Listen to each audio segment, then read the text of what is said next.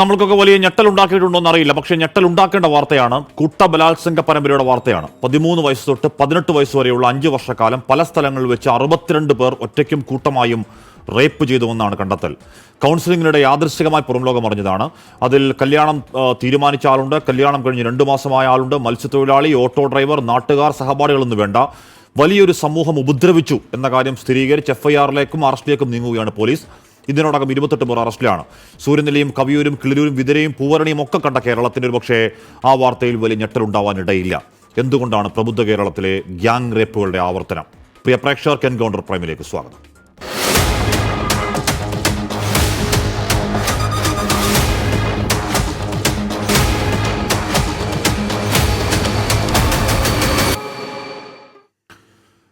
CWS രംഗം advocate Sunil Peroor, Shrimati Dhanyaraman, Shri George Joseph, Reji Lukose എന്നിവർ. ചർച്ചയിൽ ആദ്യം ഞാൻ അഡ്വക്കേറ്റ് സുനിൽ പേരൂരിലേക്ക് പോകുന്നു. ശ്രീ സുനിൽ പേരൂർ, 62 എന്നൊക്കെ പറയുന്നത് ഞെട്ടിക്കുന്ന വലിയ സംഖ്യയാണ്. ഇത് പോലീസിലേക്ക് പോകുന്നതിന് മുൻപ് ഇപ്പോൾ പ്രത്യേക അന്വേഷണ സംഘമാകുന്നു. DIG അജിത ബീഗം അതിന് നേതൃത്വം നൽകുന്നു. വളരെ പെട്ടെന്ന് വ്യവഹാര വഴിയിലേക്ക് അത് പോവുകയാണ്, നല്ല കാര്യം. അതിനു മുമ്പ് CWC സ്വീകരിച്ച പ്രൊസീജിയർ എങ്ങനെയായിരുന്നു അഡ്വക്കേറ്റ് സുനിൽ പേരൂർ?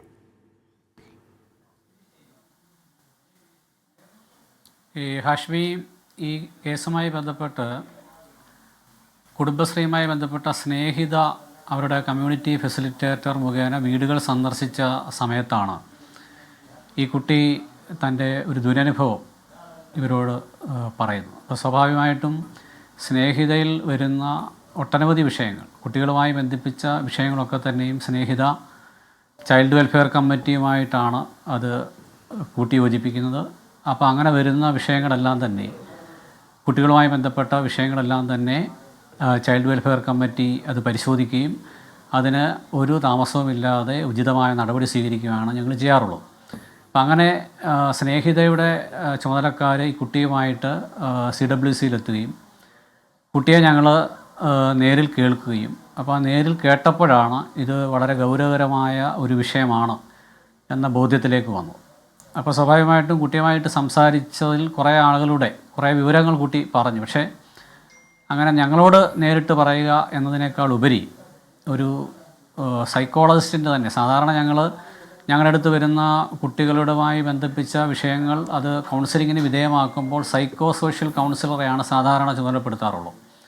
അത് CWCയുടെ തന്നെ അണ്ടറിലുള്ള സൈക്കോ സോഷ്യൽ കൗൺസിലേഴ്സ് ഉണ്ട്, അവരെയാണ് സാധാരണ ഏൽപ്പിക്കാറുള്ളത്. പക്ഷേ ഇത് കുറച്ചുകൂടി ഗൗരവമുള്ളൊരു വിഷയം എന്ന നിലയിൽ തന്നെ ഒരു സൈക്കോളജിസ്റ്റിൻ്റെ തന്നെ സേവനം ലഭ്യമാക്കണം എന്ന CWCയുടെ ഒരു താല്പര്യത്തിൻ്റെ അടിസ്ഥാനത്തിൽ ഞങ്ങളുടെ തന്നെ ചുമതലയിലുള്ള എൻട്രി ഹോമിലെ സൈക്കോളജിസ്റ്റിനെയാണ് ഞങ്ങൾ ചുമതല ഏൽപ്പിച്ചത്. ആ ചുമതല ഏൽപ്പിച്ചതിൻ്റെ അടിസ്ഥാനത്തിൽ സൈക്കോളജിസ്റ്റിനോടാണ് ഈ വിവരങ്ങളെല്ലാം തന്നെ കുട്ടി പറഞ്ഞിട്ടുള്ളത്. അപ്പോൾ അങ്ങനെ സൈക്കോളജിസ്റ്റിൻ്റെ സേവനം ലഭ്യമാക്കി, അത് നമുക്കറിയാം ഒരു പ്രത്യേക മാനസികാവസ്ഥയിലൂടെയാണ് കുട്ടി കടന്നു പോയിട്ടുള്ളത്.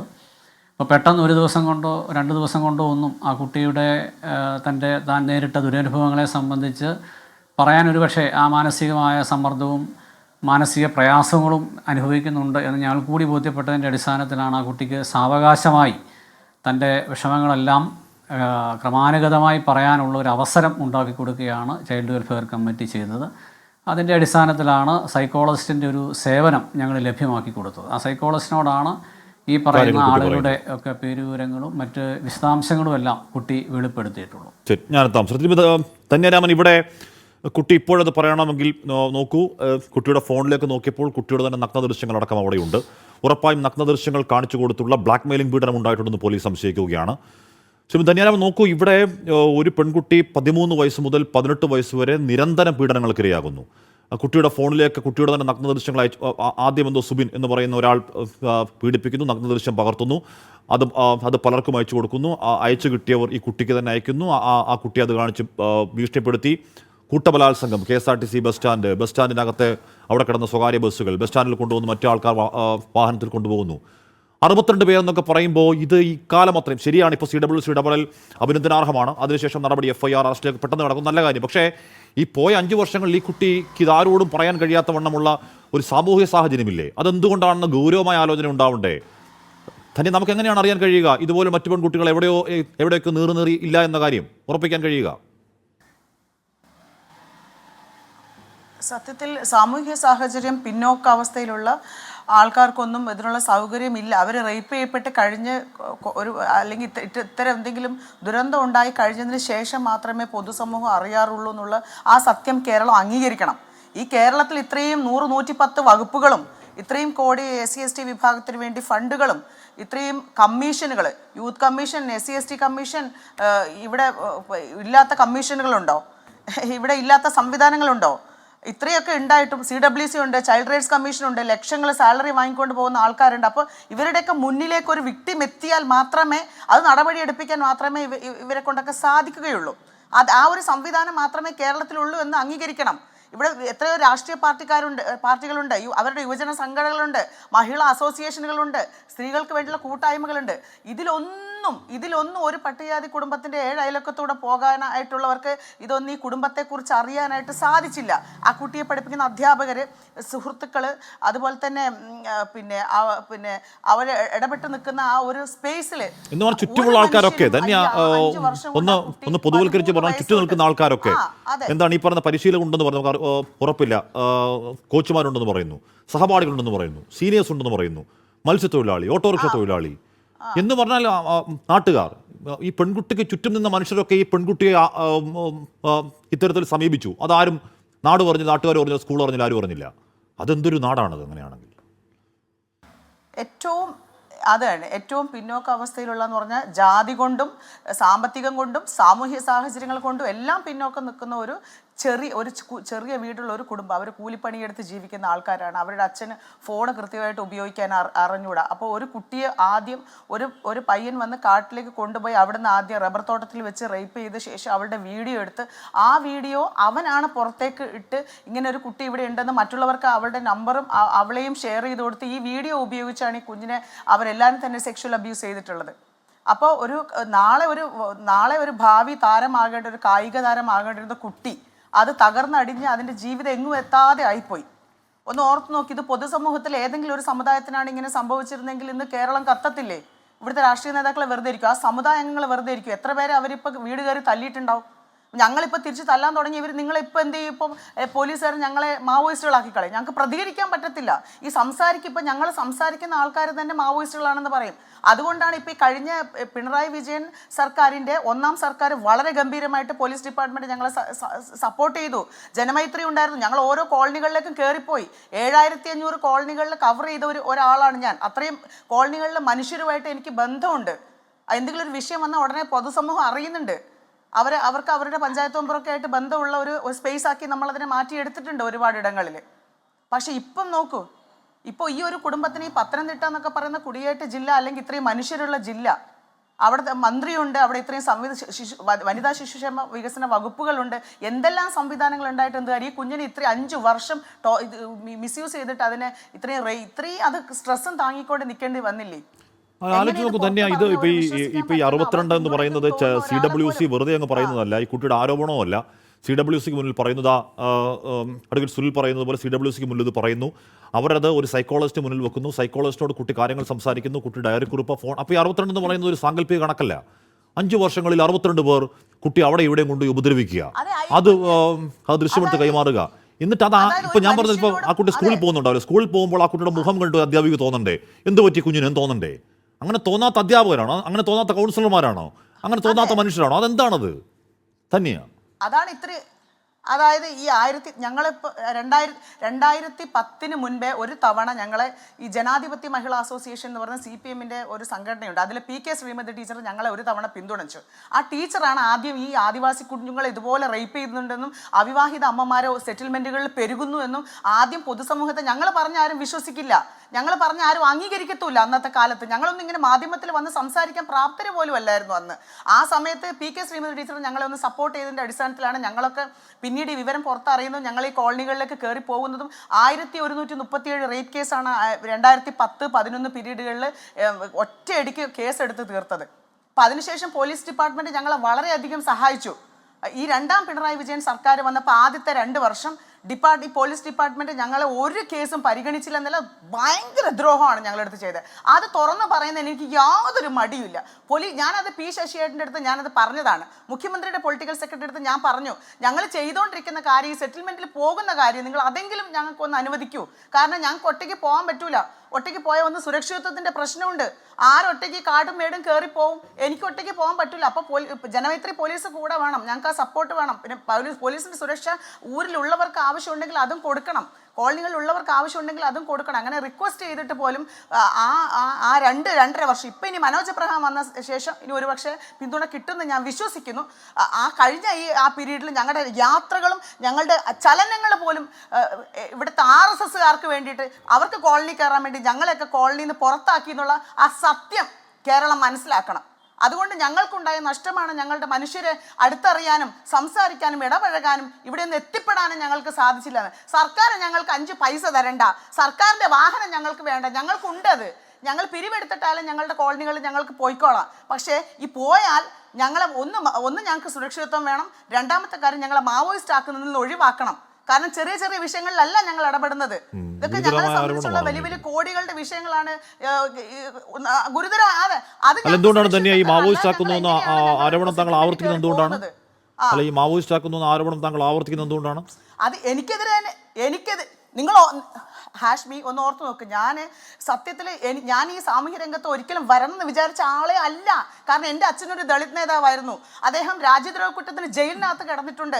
ഞാനിതൊക്കെ 8ാം ക്ലാസ് ഒരു 4 വയസ്സ് തൊട്ട് കണ്ട് മടുത്ത ഒരാളാണ്. ഈ സമുദായ പ്രവർത്തനം, ദളിത് പ്രവർത്തനം എന്ന് പറഞ്ഞൊരു നിസ്സാര കാര്യമല്ല. അതുകൊണ്ടാണ് ഞാൻ അത് കൃത്യമായിട്ട് ഇതിൻ്റെ ഈ രാജ്യദ്രോഹ കുറ്റത്തിന് ജയിലിലായ അച്ഛൻ്റെ മകളാണ് ഞാൻ. എനിക്കറിയാം എന്ത് ചെയ്യണം, എങ്ങനെ പ്രവർത്തിക്കണം എന്നുള്ളത്. ഈ സമൂഹത്തെ പഠിച്ചിട്ട് തന്നെയാണ് ഞാൻ നിൽക്കുന്നത്. എൻ്റെയൊക്കെ നിവർത്തികേട് കൊണ്ടാണ് സാമൂഹ്യ രംഗത്ത് വന്നിറങ്ങിയത്. ഇല്ലെങ്കിൽ എനിക്ക് കൺസ്ട്രക്ഷൻ ചെയ്ത് കാശുണ്ടാക്കി എൻ്റെ കുടുംബം നോക്കി എനിക്ക് സ്വസ്ഥമായിട്ട് ലക്ഷറി ആയിട്ട് ജീവിക്കാമായിരുന്നു. എൻ്റെ സമ്പത്തിൻ്റെ പകുതി മുക്കാലും ഞാൻ ഒഴുക്കുന്ന എൻ്റെ യാത്രകൾക്കാണ്.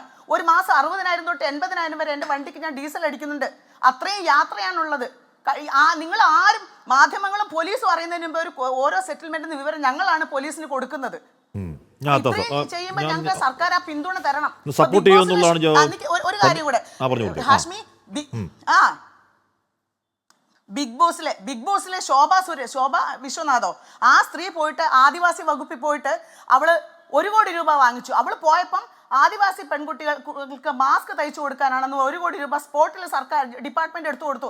ആരോട് ചോദിച്ചിട്ട്? എന്നിട്ട് അവർ മാസ്ക് തയ്ച്ചു കൊടുത്തോ? അവർ ഹൈദരാബാദ് യൂറോപ്പ് ടൂറല്ലേ നടത്തിയത്? ഒരു മാസ്കെങ്കിലും തയ്ച്ചു കൊടുത്തിട്ട് അവരെ കുറിച്ച് എന്തെങ്കിലും ഒരു എൻക്വയറി ഉണ്ടായോ? ഒന്നും സംഭവിച്ചില്ലല്ലോ.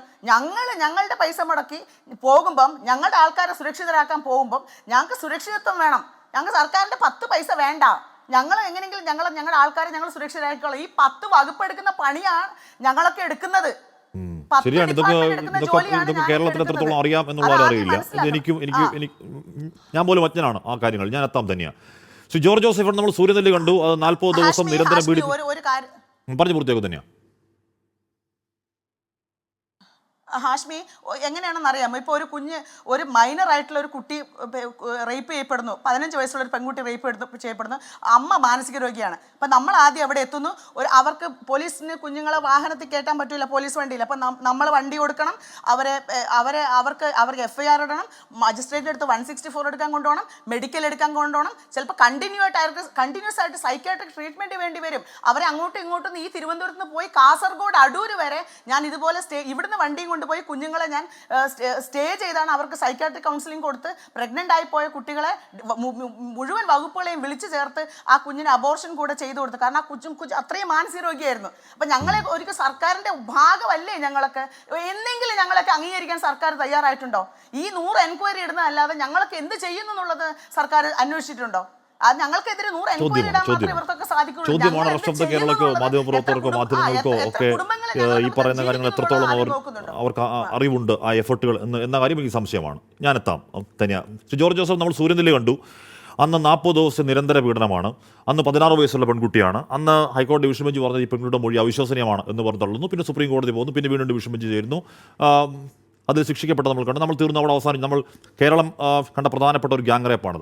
അത് ഇത്രയില്ല. അതിനുശേഷം കിളിരൂർ നമ്മൾ കണ്ടു. അതിലൊരു VIP പേര് കിട്ടി, എവിടെയും എത്തിയില്ല. കവിയൂർ നമ്മൾ കണ്ടു, ഇപ്പോഴും അതെന്താണെന്ന് അറിയില്ല. പൂവരണി നമ്മൾ കണ്ടു, വിതുര നമ്മൾ കണ്ടു.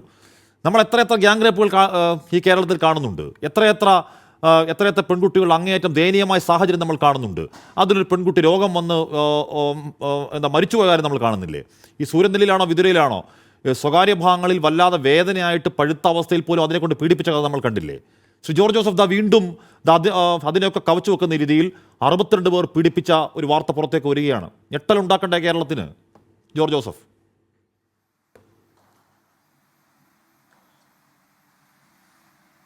ഒരു കാര്യം പറഞ്ഞോട്ടെ, ഈ ധന്യരാമനെ എനിക്ക് 3 വയസ്സ് മുതൽ അറിയാം. കാരണം എന്നെ സർക്കാർ ഉപദ്രവിച്ചിട്ട് ധന്യരാമൻ്റെ നാട്ടിൽ കാസർഗോഡ്, കണ്ണൂർ, വയനാട് 3 ജില്ലയുടെ ഈ ഹരിജനങ്ങളെ ഉദ്ധരിക്കാനുള്ളൊരു സ്ക്വാഡിലോട്ട് തട്ടി. ഞാൻ അവിടെ പോയി ധന്യരാമൻ്റെ വീട് സന്ദർശിച്ചു. അപ്പോൾ കാട്ടിലാണ്, ആ രാമനുമായിട്ട് പരിചയപ്പെട്ടു. ഞാൻ പോരുന്നിടം വരെ ആ മനുഷ്യൻ എൻ്റെ വലിയ സുഹൃത്തായിരുന്നു. ധന്യരാമൻ്റെ പിതാവിനെ അവിടുത്തെ ഹോസ്പിറ്റലിൽ വെച്ച് കുറേ മുന്നോക്ക ജാതിക്കാരെ അടിച്ചതിന് ഞാൻ കേസെടുത്തതിനാണ് എന്നെ അവിടെ നിന്ന് ട്രാൻസ്ഫർ ചെയ്തത്. ഇവർക്കൊന്നും ഒരു പുരോഗതിയും ഒരു പുരോഗമനവും ഉണ്ടായിട്ടില്ല. ഭാഗ്യം കൊണ്ട് ധന്യരാമൻ അവിടുന്ന് ഇത്രയും പഠിച്ച് നല്ല വിദ്യാഭ്യാസമുള്ള ഒരു കുട്ടിയായിട്ട് വന്നു. അതിന് എല്ലാ രംഗത്തും ഇതുപോലുള്ള 1700ഓളം കോളനി ധന്യരാമൻ പോയെന്ന് പറഞ്ഞാൽ അത് എനിക്കറിയാൻ പോകും. ധന്യരാമൻ അങ്ങനത്തെ മനസ്സുള്ളൊരു കുട്ടിയാണ്. അപ്പോൾ അത് ഞാൻ പിന്നെ അവിടെ ഒരു അഭിഹിത ഗർഭം ഉണ്ടായി. അന്ന് രാമൻ എൻ്റെ അടുത്തെന്ന് പറഞ്ഞു, അവിടെ സത്യാഗ്രഹം ഇരിക്കാൻ പറഞ്ഞു. സത്യാഗ്രഹം ഇരുന്നു. വലിയ പണക്കാരനാണ്, ഞാൻ പറയുന്നില്ല ആളുടെ പേരൊന്നും. അവിടെ ഇരുന്ന് ഞാൻ ഇടപെട്ട് അവർക്ക് 10 സെൻറ്റ് സ്ഥലവും വീടും വാങ്ങിച്ചു കൊടുത്തു. ധന്യരാമൻ്റെ പിതാവ് രാമൻ്റെ ഇടപെടൽ കൊണ്ടാണ്. അപ്പം ഞാൻ അതിന് ഇവർക്ക് വരുന്ന ഇവരുടെ എല്ലാ കാട്ടിലുള്ള വസതികളും എല്ലാം ആ 3 ജില്ലകളിൽ സന്ദർശിച്ച മനുഷ്യനാണ് ഞാൻ. ഒരു പുരോഗതിയും ഉണ്ടായിട്ടില്ല. കോടിക്കണക്കിന് രൂപ വന്നാൽ അത് ആ സ്ക്വാഡിലുള്ളവർ വണ്ടി വാങ്ങിക്കും, അവിടെ ഒരു കെട്ടിടം വെക്കും, യുവമാർക്ക് വന്നിരിക്കാൻ. അതൊന്നും അല്ലല്ലോ ആവശ്യം. എല്ലാവരും ഇതുപോലത്തെ ഈ ഏരിയയിൽ താമസിക്കുന്നവർ നല്ല മദ്യപാനി ആണെങ്കിലും അവർക്ക് വീട്ടിലെ ആവശ്യമുള്ള ഫുഡ് നമ്മൾ എത്തിച്ചു കൊടുക്കുക. കാരണം ഇതെല്ലാം കൈയിട്ട് വരുന്ന ഒരു മേഖലയാണ്. അതിന് ഒരു മാറ്റവും ഉണ്ടായിട്ടില്ല. ഞാൻ പറയുമ്പം ഇപ്പം അതിന് സന്ദർഭം വന്നു. ധന്യരാമനെ എത്രയോ വർഷം കൊണ്ട് 3 വയസ്സുള്ള ആ കുട്ടിയെ ഞാൻ അറിയുന്നതാണ്. അവരുടെ വേദനയും കുടുംബവും ഒക്കെ ഞാൻ അറിയുന്നതാണ്. അപ്പോൾ കേരളത്തിൽ ഞാൻ ആ 3 ജില്ലയിലുള്ള ഇവരുടെ അവസ്ഥ വളരെ മോശമാണ്. ഇപ്പോൾ ഒരു കുട്ടിയുടെ കാര്യം 64 പേര് പീഡിപ്പിച്ചെന്ന് നമ്മൾ കണ്ടുള്ളൂ. എത്ര കുട്ടികളെയാണ് പീഡിപ്പിക്കുന്നത്? അതൊന്നും വെളിയിൽ വരുന്നില്ല. ഗ്രാമങ്ങളിലുള്ള ഈ സെറ്റിൽമെൻറ്റ് ഏരിയയിലും അതുങ്ങൾക്ക് ഭയമാണ്. കാരണം അവരെ കൊല്ലും എന്ന് അവർക്ക് ഭയമാണ്. ആ കുട്ടിയെ റേപ്പ് ചെയ്തതിൻ്റെ പടം കാണിച്ചിട്ടല്ലേ യവന്മാർ 64 പേരൊന്നും ആയിരിക്കത്തില്ല എന്നാണ് എനിക്ക് തോന്നുന്നത്. കാരണം ഇതുപോലെയുള്ള ഗ്രാമങ്ങളിലുള്ള ഈ സെറ്റിൽമെൻറ്റ് ഏരിയയിലുള്ള കുട്ടികൾ ഇതുപോലെ വേദന അനുഭവിക്കും. ധന്യരാമൻ്റെ ആ സംസാരം ഞാൻ കേട്ടു. ഇവിടെ എന്തെല്ലാം രീതിയിലാണ് നമ്മൾ ഇവരെ സംരക്ഷിക്കാൻ വേണ്ടി ഓരോ യൂണിറ്റ് ഉണ്ടാക്കിയിരിക്കുന്നത്. എന്ത് പ്രയോജനം? 64 പേര് ആ കുട്ടിയെ പീഡിപ്പിച്ചിട്ട് ആരെങ്കിലും അറിഞ്ഞോ? എന്തുമാത്രം ആൾക്കാരുണ്ട്, എന്തുമാത്രം സംഘടനകളുണ്ട് ഇതിനൊക്കെ വേണ്ടിയിട്ട്? എന്തെങ്കിലും പ്രയോജനം ഉണ്ടായോ? ഏതായാലും CWCയെ ഞാൻ അഭിനന്ദിക്കുന്നു. നേരത്തെ അനിൽ അഡ്വക്കറ്റും ഉണ്ട്. അവരെടുത്ത ആ തീരുമാനം ആ കുട്ടിയെ അതിനാവശ്യമായ ധൈര്യം കൊടുത്തു. അങ്ങനെ വന്ന് ആ കുട്ടിയുടെ പീഡനത്തിൻ്റെ കഥ, അത് ആ പിതാവ് സുഖമില്ലാത്ത ആളാണ്. പിതാവ് ഉറങ്ങിക്കിടക്കുമ്പോൾ ആ ഫോണിലേക്ക് വിളിക്കും, കൊച്ചെടുക്കും. അങ്ങനെയാണ് അതിനെ പതുക്കെ ഫീൽഡിൽ കൊണ്ടുവന്ന് ആ പീഡനം ചെയ്ത ആൾ ഇപ്പം വേറൊരു പീഡന കേസ് ജയിലിൽ കിടക്കുകയാണ്. ഒരു ഹാബിച്വൽ ഒഫൻഡറാണ്. ഇതിനകത്ത് ക്രിമിനൽ ബാക്ക്ഗ്രൗണ്ട് വഴി ധാരാളം പേര് വന്നിരിക്കുന്നു. മൈനറായ 2-3 പേര് വന്നിരിക്കുന്നു. 28ഓളം പേരെ ഇപ്പം അറസ്റ്റ് ചെയ്തിട്ടുണ്ട്. അത് തീർച്ചയായിട്ടും ഇതൊരു പാഠം തന്നെയായിരിക്കണം. നമ്മുടെ സൂര്യനെല്ലിയ കേസ് ജോർജ് ജോസഫ് എന്നെ അത്ഭുതപ്പെടുന്നു. ഈ കുട്ടി ഒരു മിടുക്കിയായ കായിക താരമാണ് എന്ന് പറഞ്ഞാൽ ജില്ലാ തലത്തിലൊക്കെ പോയി മത്സരിച്ച് മിടുക്കിയായ കായിക താരമാണെന്ന് മനസ്സിലാക്കുന്നത്. അപ്പോൾ സ്കൂളിലൊക്കെ വളരെ സജീവമായിട്ടുള്ള കുട്ടിയായിരിക്കണം. ഇക്കാലയളവിൽ ഇത്രയും മനുഷ്യർ ഈ കുട്ടിയെ ഉപദ്രവിക്കൽ മാത്രമാണ്. KSRTC ബസ് സ്റ്റാൻഡിൽ ജനറൽ ആശുപത്രിയുടെ പരിസരത്ത് KSRTC ബസ് സ്റ്റാൻഡിൽ കിടക്കുന്ന സ്വകാര്യ ബസ്സിനുള്ളിൽ വെച്ച് പല സ്ഥലങ്ങൾ കൊണ്ടുപോയി പലരായി പീഡിപ്പിക്കും. ഇതൊന്നും ആരും അറിയുന്നില്ലേ സാർ നമ്മുടെ നാട്ടിൽ? അതെങ്ങനെയാണ് സാധ്യമാവുക ഒരു സമൂഹത്തിൽ? അല്ല, ധന്യരാമൻ അത് തന്നെയാണ് വേദനയോടെ പറഞ്ഞത്. അത് തന്നെയാണ് എനിക്കും തോന്നുന്നത്. എന്തുകൊണ്ട് എന്തുമാത്രം സംഘടനകൾ നമുക്ക് സ്ത്രീകളുടെ ഉണ്ട്, പുരുഷന്മാരുടെ ഉണ്ട്, എന്തെല്ലാം അസോസിയേഷനുകളാണ് ഇവരെ സംരക്ഷിക്കാൻ വേണ്ടി. നമ്മളാരും ഇവരിലേക്ക് എത്തിയിട്ടില്ല എന്നാണ് ഞാൻ പറയുന്നത്. ഇതിങ്ങളുടെ പലരും വീട് കണ്ടിട്ട് ഇന്നും പ്ലാസ്റ്റിക് കെട്ടി മനസ്സിൽ കിടക്കുകയാണ്. നമ്മളെന്താ ചെയ്യുന്നത്? ഇവിടെ എന്തുമാത്രം സാമൂഹ്യ സംഘടന, എത്ര മൾട്ടി സ്റ്റോറി ബിൽഡിങ്ങുകളാണ് വരുന്നത്. ആ പ്ലാസ്റ്റിക് കെട്ടി കിടക്കുന്ന വനത്തിൻ്റെ അടുത്ത് കിടക്കുന്ന അവിടെയെങ്കിലും ഒരു ഷീറ്റ് ഇറക്കി ഗവൺമെൻറ് കൊടുക്കുക, അല്ലെ സന്നദ്ധ സംഘടനകൾ കൊടുക്കുക. എന്തുമാത്രം പണമാണ് നമ്മൾ കളയുന്നത്? അപ്പോൾ അതിലേക്ക് വരണം. അത് ഈ ഒരു സംഭവത്തിന് ശേഷമെങ്കിലും സന്നദ്ധ സംഘടനകളെല്ലാവരും അതിലേക്ക് വന്നിട്ട് അവർക്ക് ജീവിക്കാനുള്ളൊരു അവസരം, കുറച്ച് ഭേദമായിട്ട് അവർക്കൊരു വിദ്യാഭ്യാസം കൊടുത്ത് ചെറിയൊരു വസതിയൊക്കെ കൊടുത്തു കഴിയുമ്പോൾ വളരെ ഇമ്പ്രൂവ്മെൻ്റ് ഉണ്ടാവും. കേരളത്തിലെ മുഖ്യമന്ത്രി പറയുന്നത് കേട്ട് നമുക്ക് പട്ടിണി അല്ലെങ്കിൽ അങ്ങനത്തെ ബിലോ പോവർട്ടി ലൈനിലുള്ളവർ ആരും ഇല്ലാതാക്കുന്ന ഒരു സംവിധാനം വരാൻ പോകുന്നു. നമ്മളിവിടെ നാട്ടിൻ പ്രദേശത്തൊന്നും അല്ല ശ്രദ്ധിക്കുന്നത്. ഈ സെറ്റിൽമെൻറ്റ് 1700 ഉണ്ടെന്നാണ് തന്നെ ഞാൻ പറയുന്നത്, അത്രയൊക്കെ ഉണ്ടാവും. അവിടങ്ങളിൽ അതുങ്ങളുടെ അവസ്ഥ അതൊക്കെ വളരെ കണ്ടീഷൻ മോശമാണ്, വീടും മോശമാണ്, സാമൂഹ്യ സ്ഥിതിയും മോശമാണ്. അവിടുത്തെ കുട്ടികൾ 10ാം ക്ലാസ്സിൽ ചെല്ലുമ്പോൾ ഡ്രോപ്പ് ഔട്ടായി പോകുന്നുണ്ട്, ആൺപിള്ളേർ ധാരാളം. അവർക്കൊക്കെ അവിടെ എന്തെങ്കിലുമൊക്കെ തൊഴിൽ കൊടുത്ത് അതുങ്ങളെ നമ്മൾ നമ്മുടെ ഒപ്പം ഉയർത്തിക്കൊണ്ട് വരണ്ടേ എന്നാണ് ഈ നടക്കുന്ന. വർഷം 75-76 കഴിഞ്ഞില്ലേ സ്വാതന്ത്ര്യം പ്രാപിച്ചിട്ട്. അത് തന്നെയല്ല, മറ്റുള്ള സ്റ്റേറ്റിനെക്കാളും ബെറ്ററായ ഒരു സാഹചര്യം തന്നെയാണ് കേരളത്തിൽ. അത് ഞാൻ എപ്പോഴും പറയും. ഞാൻ പല സ്റ്റേറ്റിലും, കൽക്കട്ടയിലും അതുപോലെ ബോംബെയിലും ഗോവയിലും ഒക്കെ ഇതെല്ലാം കണ്ടിട്ടുണ്ട്. പക്ഷേ നമുക്കിതിനൊരു തടയിടാൻ എന്താ മാർഗം? അത് ധന്യാരാമനെ പോലെയുള്ള കുറേയധികം ആൾക്കാരുണ്ട് കേരളത്തിൽ, അവരുടെ പിന്നിൽ ധാരാളം ആൾക്കാരുണ്ട്. ആ വനത്തിലേക്ക് കിടക്കുന്നവരെ പോയി കാണാനുള്ള അവസരം അത് തീർച്ചയായിട്ടും ഇവരെ പോലെയുള്ള ഒരു പൈസ അവർ ചോദിക്കുന്നില്ല, അങ്ങോട്ട് പോകാനുള്ള ചിലവ് ചോദിക്കുന്നില്ല. പക്ഷേ കാട്ടിൽ കയറാനുള്ള ഫോറസ്റ്റുകാരുടെ അവിടുത്തെ അനുഭവം വാങ്ങിച്ച് നിങ്ങൾ കൊടുക്കട്ടെ, കാരണം അവരുടെ കൂടെ പോട്ടെ. അല്ലെങ്കിൽ സാമൂഹ്യ പ്രവർത്തകരെല്ലാം ഇഷ്ടം പോലെ കേരളത്തിൽ നിറഞ്ഞു നിൽക്കുകയാണ്, അവരുടെ കൂടട്ടെ. ഇവരുടെ അവസ്ഥ ഇന്ന് വരെ മനസ്സിലാക്കിയിട്ടില്ല നമ്മളാരും. ഓരോ വാക്കും തന്നെ കൃത്യമായ അനുഭവത്തിൻ്റെ തീച്ചുളയിൽ എന്ന് പറയുന്നതുമാണ്. ഞാനെത്താം. ശ്രീ റെജി ലൂക്കോസ്, ഇവിടെ ഇപ്പോൾ പെൺകുട്ടികൾ ഇത്തരത്തിൽ പീഡിപ്പിക്കപ്പെടുന്ന കേസുകൾ പലതും അട്ടിപ്പറിക്കപ്പെടുന്ന കാഴ്ച നമ്മൾ കാണുന്നുണ്ട്. വാളയാർ കേസിൽ അച്ഛനെയും അമ്മയും പ്രതിയോർത്തോടുകൂടി ആ കേസിൻ്റെ ദുരൂഹത ഒക്കെ സോൾവ് ചെയ്തു എന്നുള്ളതാണ് ഇപ്പോൾ ചില സോഷ്യൽ മീഡിയയിലെ എല്ലാ മാധ്യമങ്ങളുടെയും പ്രതിപക്ഷത്തിൻ്റെ പ്രശ്നമാണ്. അച്ഛനെയും അമ്മയും പ്രതിയോർത്തു, ബാക്കിയല്ല. സാർ, അവിടെയും ഈ പെൺകുഞ്ഞുങ്ങൾ ആത്മഹത്യയാണോ കൊലപാതകമാണോ എന്ന് ഇപ്പോഴും വ്യക്തത വന്നിട്ടില്ല. എന്ന് പറഞ്ഞാൽ ഇച്ചിരി പോകുന്ന കുഞ്ഞ് കയ്യിലെടുത്ത് ആത്മഹത്യ ചെയ്ത് പോലുള്ള വിഡ്ഢിത്തരം, പോലുള്ള മണ്ടത്തരം ഇപ്പോഴും എഴുതി വെച്ചിരിക്കുക. അച്ഛനമ്മയും പ്രതിയോർത്തോട് ആ ദുരൂഹതയ്ക്ക് പരിഹാരമാവുന്നുണ്ടോ? ഇല്ല. ഇതൊക്കെ ഇതിന് കാരണമാവുന്നില്ലേ? നോക്കൂ, 5 വർഷമായി, ശരിയാണ്, അഡ്വക്കേറ്റ് സുനിൽ പേരൂർ ഇരിക്കുന്ന CWC എന്ന സംവിധാനം ഉള്ളതുകൊണ്ട്, ഈ പറയുന്ന കുടുംബശ്രീയുടെ ആ സംവിധാനം ഉള്ളതുകൊണ്ട് ഇപ്പോഴെങ്കിലും അറിഞ്ഞു. ഇല്ലെങ്കിൽ ഇത് പിന്നെയും നിർബാധം തുടർന്നേനെ. ആ കുഞ്ഞിൻ്റെ ആ കുട്ടിയുടെ മരണം വരെ ഒരു പക്ഷേ ഇതിങ്ങനെ തുടർന്നേനെ. അതിനെ അഭിനന്ദിക്കുമ്പോൾ തന്നെ 5 വർഷം ഇതൊരു സൊസൈറ്റി എന്നുള്ളത് എനിക്ക് നമ്മൾ അറിയുന്നില്ല എന്ന് പറയുന്നത് അതിഗുരുതരമല്ലേ? അത് സർക്കാർ സംവിധാനങ്ങളുടെ പരാജയം കൂടിയല്ലേ റെജി ലൂക്കോസ്? അല്ല, അതിനകത്ത് ആദ്യം പറയാനുള്ളത്, ബഹുമാനപ്പെട്ട സുനിൽ അഡ്വക്കേറ്റിനെയും ഞാൻ ഈ കാര്യത്തിൽ അഭിനന്ദിക്കുക. കാരണം ഇതിപ്പോൾ ഒരു 4-5 ദിവസത്തെ ചർച്ച കഴിഞ്ഞ് നമ്മൾ മറക്കും. ഒരു ഉദാഹരണം പറയാം. കേരള ക്രിക്കറ്റ് അസോസിയേഷൻ്റെ വനിതാ ടീമിൻ്റെ ഒരു കോച്ച്, അയാളെക്കുറിച്ച് നേരത്തെയും പരാതി ഉണ്ടായിരുന്നു. സസ്പെൻഷൻ കഴിഞ്ഞ് വീണ്ടും അയാളെ കോച്ചായിട്ട് വെച്ചു. അയാൾ വലിയ വിദ്യാഭ്യാസ ബാക്ക്ഗ്രൗണ്ടുള്ള നല്ല ഫാമിലി എന്നൊക്കെ വരുന്ന അല്ലാത്തതും സാധാരണക്കാരുമായിട്ടുള്ള കുട്ടികളാണല്ലോ ഈ വനിതാ ക്രിക്കറ്റിൽ വരുന്നത്, ഏത് കായിക തലത്തിലും വരുന്നത്. അവരെ നിരന്തരം അതിൽ 10-25 കുട്ടികളെ പീഡിപ്പിച്ചിട്ട് പരാതി അവരുടെ മാതാപിതാക്കളും കുട്ടികളും കൊടുത്തിട്ടും കേരളത്തിലെ മാധ്യമങ്ങൾ 2 ദിവസം കൊണ്ട് ചർച്ച അവസാനിപ്പിച്ചു. അയാളെ അറസ്റ്റ് ചെയ്തു എന്നാണ് അറിയുന്നത്. പിന്നീട് എന്താ എന്നുള്ള ആരും അതിനെക്കുറിച്ച് അന്വേഷിച്ചില്ല. അപ്പോൾ അയാളൊരു മറ്റൊരു ബ്രിഡ്ജ് പൂഷനായിരുന്നു. ഇതുപോലെ തന്നെയാണ് ഇപ്പോൾ നമ്മൾ കേട്ടിരിക്കുന്ന ഈ വാർത്ത. സത്യം പറയുകയാണെന്നുണ്ടെങ്കിൽ നാണിച്ച് ലജ്ജിച്ച് തലതാഴ്ത്തി ചർച്ചയിലിരിക്കുന്നത്. ധന്യരാമൻ എൻ്റെ ദീർഘകാല സുഹൃത്താണ്. ധന്യയെ പോലെ ഉള്ളവരുടെ അപൂർവം ചില ആളുകളുള്ളതുകൊണ്ടാണ് ഒരു പരിധിവരെ കേരളത്തിൽ എങ്ങനെയെങ്കിലുമൊക്കെ കുറച്ചൊക്കെ ഈ പാവപ്പെട്ട സമൂഹം പിടിച്ചു നിൽക്കുന്നത്. കാരണം ധന്യരാമൻ്റെ സേവനത്തെക്കുറിച്ച് ജോർജ് സാറ് പറഞ്ഞതിന് ഞാനും സാക്ഷ്യപ്പെടുന്നു. ഞങ്ങൾ സർക്കാർ സംവിധാനം ഇവിടെ ഉണ്ട്. എന്തുകൊണ്ടാണ് തന്നെ പോലുള്ള കുറച്ച് വ്യക്തികൾ മാത്രം ആവേണ്ട അവസ്ഥ ഉണ്ടാവുന്നത് നമ്മുടെ നാട്ടിൽ? അല്ല, തീർച്ചയായിട്ടും ഞാൻ അതിലേക്ക് വരുന്നത്. ഒരു സംവിധാനത്തിനെയും വെള്ളപൂശാൻ ഞാൻ ഈ ചർച്ചയിൽ ആഗ്രഹിക്കുന്നില്ല. ഇന്ന് കേരളത്തിൽ നിന്ന് പുറത്തു വന്ന് മറ്റൊരു വാർത്തയുണ്ട്. അരീക്കോട് എന്ന് പറയുന്ന മലപ്പുറത്ത് ഒരു മെൻ്റലി റിട്ടയർഡ് ആയിട്ടുള്ള 2 കുഞ്ഞുങ്ങളുടെ ഒരു പാവ സ്ത്രീയെ ബന്ധുക്കളും നാട്ടുകാരോട് കൂടി ബലാത്സംഗം ചെയ്തിരിക്കുന്നു. ഇതിലൊക്കെ പോട്ടെ, ഭാവിയുടെ വാഗ്ദാനമായിരുന്ന ഈ പിന്നോക്ക സമൂഹത്തിൽ നിന്ന് ഈ 18, ആ കുട്ടി വളരെ സ്മാർട്ടായിരുന്നു പറഞ്ഞത്. ആ കുട്ടിയെ 62 നരാധമന്മാർ പിച്ച് ചിന്തിയത് ഈ കേരളത്തിലാണെന്ന് ഓർക്കുമ്പോൾ ലജ്ജ തോന്നുന്നു. എന്താ കാരണം? 2 കാര്യങ്ങൾ അതിനകത്ത് പ്രധാനമുണ്ട്. ഒന്ന്, നമ്മുടെ കേരളീയ പൊതുസമൂഹത്തിൽ കാതലായ എന്തൊരു പ്രശ്നമുണ്ട്. ഒരു സംശയമില്ല, ഇപ്പോഴും പരിഷ്കൃത സമൂഹം എന്ന് അവകാശപ്പെടുന്ന കേരളത്തിലെ മനുഷ്യരിൽ നല്ലൊരു ശതമാനവും, എന്നെ കുറ്റപ്പെടുത്തിയാലും കുഴപ്പമില്ല, ഇപ്പോഴും ഇവരോട് ഈ പിന്നോക്ക സാഹചര്യത്തിലുള്ള ആളുകളോട് കാണിക്കുന്നൊരു പുച്ഛ മനോഭാവമുണ്ട്.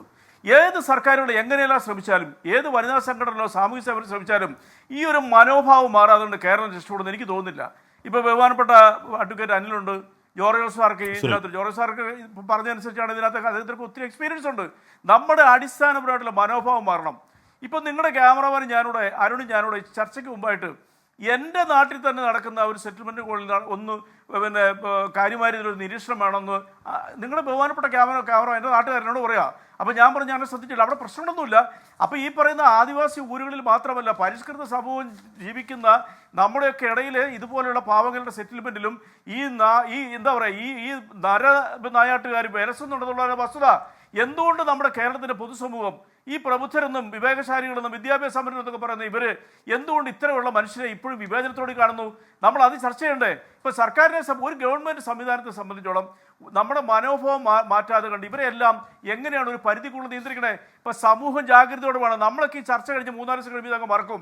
ആ പാവപ്പെട്ട കുഞ്ഞിന് സങ്കടം അതല്ല, രാത്രിയിൽ അത് അതിൻ്റെ അച്ഛൻ ഉറങ്ങിക്കിടക്കുമ്പോൾ ആ അച്ഛൻ്റെ ഫോണിലേക്ക് പോലും വാട്സാപ്പിൽ ഈ കുട്ടിയുടെ മിസ്യൂസ് ചെയ്ത ചിത്രങ്ങൾ അയച്ചു കൊടുത്ത് ആ കുട്ടിയെ ഇവർ, അതായത് 16-17 വയസ്സ് പ്രായമുള്ളപ്പോൾ ഇവന്മാർ 62 പേര് അങ്ങോട്ടും ഇങ്ങോട്ടും ഈ കൊച്ചിൻ്റെ ബ്ലാക്ക് മെയിൽ ചെയ്തുകൊണ്ട് ഉപദ്രവിച്ചെന്ന് പറഞ്ഞ് ഇത് കേരളത്തിലാണെന്നുള്ളത് എനിക്ക് കേട്ട അത്ഭുതം തോന്നുക. അന്ന് ഇപ്പം നേരത്തെ ഇവിടെ ആഷ്മി പറഞ്ഞു സൂര്യനെല്ലിയുടെ വിഷയം. നിങ്ങൾക്കറിയാവോ സൂര്യനെല്ലിയിൽ അന്ന് ബഹുമാനപ്പെട്ട അന്നത്തെ ആ ജഡ്ജി ചോദിച്ചൊരു ചോദ്യം ജോർജ് സാർ ഓർക്കുന്നുണ്ടായിരിക്കാം. അപ്പോൾ ഇത്രയും ദിവസമായിട്ട് ഈ കുട്ടിയുടെ വായി നാക്കില്ലായിരുന്നു, എന്തുകൊണ്ട് പ്രതികരിച്ചില്ലാതെ? ഇത്തരം രീതിയിലുള്ള ചോദ്യങ്ങളൊക്കെ ചോദിക്കുന്ന ഒരു നാടായി നമ്മുടെ കേരളം മാറിയിരിക്കുന്നു. ഇപ്പം ഇതിനെക്കുറിച്ച് ഞാനിത് വാട്സാപ്പിൽ വന്നൊരു കമൻറ്റ് ചെയ്യാൻ വായിച്ചു, വേറെ ആരോടെ ഒരു പോസ്റ്റിനകത്ത് ഇത്രയും ആളുകൾ ഇതുപോലെ പീഡിപ്പിച്ചിട്ട് ഈ കുട്ടിക്കൊന്നും പ്രതികരിക്കാൻ മേലായിരുന്നു. ഇങ്ങനെ ചോദിക്കുന്ന അധമന്മാർ നിറഞ്ഞൊരു നാടായത്. സ്ത്രീകളുടെ വസ്ത്രധാരണത്തിനും അവരെങ്ങനെയാണ് പെരുമാറുന്നതിനെ കുറിച്ച് മാർക്കിടുന്ന ഒരു സമൂഹമായിട്ട് കഴിഞ്ഞ 4 ദിവസമായിട്ട് കേരളം മാറിയില്ലേ? താലിബാൻ സൊസൈറ്റി എന്നുള്ള നിലയ്ക്ക് വൻപൻ തോൽവികളായിക്കൊണ്ടിരിക്കുന്നതിന്റെ 1-2 വാർത്തകൾ വരുന്നുണ്ട്. അതിപ്പോൾ ഹണിറോസിന്റെ കാര്യത്തിലാണെങ്കിലും അതല്ലെങ്കിൽ ഇപ്പോൾ വരുന്ന എന്തുകൊണ്ട് ഈ കുട്ടിക്ക് വേണ്ടിക്കൂടെ എന്ന് ചോദിക്കുന്നു. സൂര്യനെല്ലി കേസ് നമ്മൾ കണ്ടു, അതിനുശേഷം വർഷം ഇത്രയായിട്ട് പിന്നെയും പുരോഗമിച്ചു എന്ന് പറയുമ്പോഴും പിന്നെയും അതേ അധമ ചോദ്യം ഉയരുകയാണ്, എന്തുകൊണ്ട് ഈ കുട്ടിക്ക് 5 വർഷമായിട്ട് പറഞ്ഞുകൂടാ എന്നുള്ള കാര്യം. ശ്രീ സുനിൽ പേരൂർ ഇതൊക്കെ പറയുമ്പോഴും CWC കാണിച്ച ജാഗ്രതയ്ക്ക് ഒരിക്കൽ കൂടി അഭിനന്ദനങ്ങൾ. പക്ഷേ ഒരു സംവിധാനം ഇപ്പോൾ നമുക്കൊരു സ്വാഭാവികമായ ഒരു പെൺകുട്ടി പീഡിപ്പിക്കപ്പെട്ടാൽ അത് രഹസ്യമായിട്ടൊക്കെ ആണെങ്കിൽ ആ പെൺകുട്ടി പറഞ്ഞാലേ അറിയൂ എന്നൊരു സാമാന്യഗതിയിൽ അത്രത്തോളം നിഷ്കളങ്കമായി ചിന്തിക്കുന്ന ആൾക്കാർക്ക് തോന്നാം. അവരെ നമ്മൾ കുറ്റം പറയുന്നില്ല. പക്ഷേ അടുത്ത സുനിൽ പേരൂർ ഒരു സംവിധാനം എന്നുള്ള നിലയ്ക്ക് അങ്ങനെയല്ലോ. ഇപ്പോൾ ആ കുട്ടി പറയുന്നില്ലെങ്കിൽ അതിന് പല കാരണങ്ങളുണ്ടാവില്ല. ഇപ്പോൾ തന്നെ ഫോണിലേക്ക് നഗ്ന ദൃശ്യങ്ങൾ അയച്ചുകൊണ്ട് അതിനെ നിരന്തരം ബ്ലാക്ക്മെയിൽ ചെയ്തുകൊണ്ടിരിക്കുകയാണെങ്കിൽ എങ്ങനെയാണ് ആ കുട്ടി പേടിച്ച് പുറത്തു പറയുക? മാത്രമല്ല അതുങ്ങൾ ചെന്നുപെടുന്ന വല്ലാത്തൊരു മാനസികാവസ്ഥയുടെ ബബിൾ ഉണ്ടല്ലോ, അതെങ്ങനെയാണ് പുറത്ത് കിടക്കുക? എന്തുകൊണ്ടാണ് സുനിൽ പേരൂർ ഈ പറഞ്ഞ 5 വർഷം ഈ കുട്ടിക്ക് ഇതാരോടെങ്കിലും ഒന്ന് നേരാവണ്ണം അഡ്രസ്സ് ചെയ്യാനുള്ള ഒരു കോൺഫിഡൻസ് ഇല്ലാതെ പോകുന്നത്?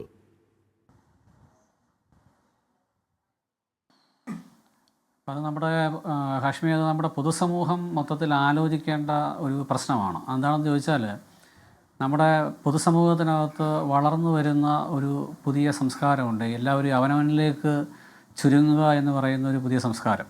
ആ സംസ്കാരത്തിൻ്റെ ഭാഗമായി തൊട്ടടുത്ത വീട്ടിൽ നടക്കുന്ന കാര്യങ്ങൾ പോലും തൻ്റെ ശ്രദ്ധയിൽപ്പെടാതെയും അല്ലെങ്കിൽ അതിൽ തനിക്കെന്ത് കാര്യം എന്ന് ചിന്തിക്കുകയും ചെയ്യുന്ന ഒരു വലിയ സമൂഹമുള്ള ഒരു സാഹചര്യത്തിലാണ് നാം എല്ലാം ജീവിക്കുന്നത്. ഇതിന് വലിയ തിരുത്തൽ ആവശ്യമായിട്ടുണ്ട്.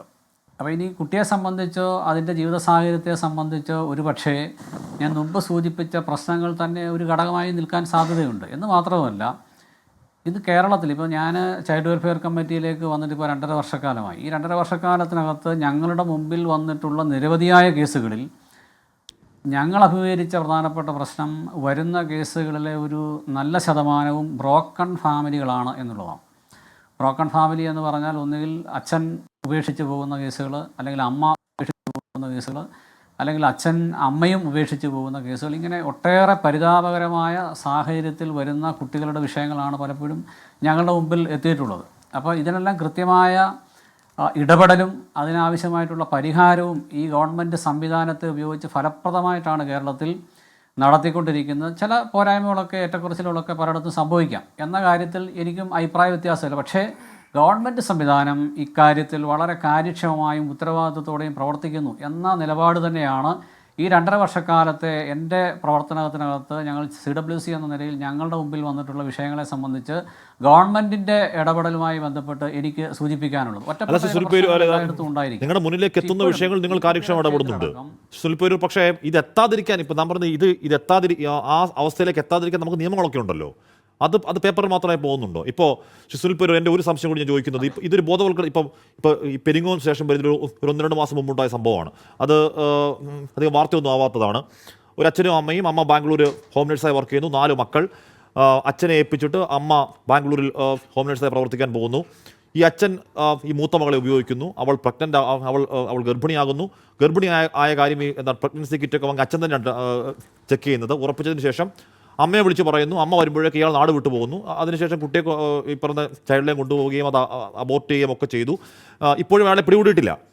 ഞാൻ പറഞ്ഞു വന്നത്, ഈ കുട്ടിക്ക് എന്താണ് ഈ അച്ഛൻ ചെയ്യുന്നതെന്നോ അത് പ്രഗ്നൻ്റ് ആയപ്പോൾ അത് പ്രഗ്നൻ്റ് ആയി എന്ന് പോലും അറിയാൻ കഴിയാത്ത അവസ്ഥയാണ്. എന്ന് പറഞ്ഞാൽ ഈ പ്രായത്തിൽ ഏതാണ്ട് ഈ പ്രായത്തിലുള്ള കുട്ടിയൊക്കെയാണ്.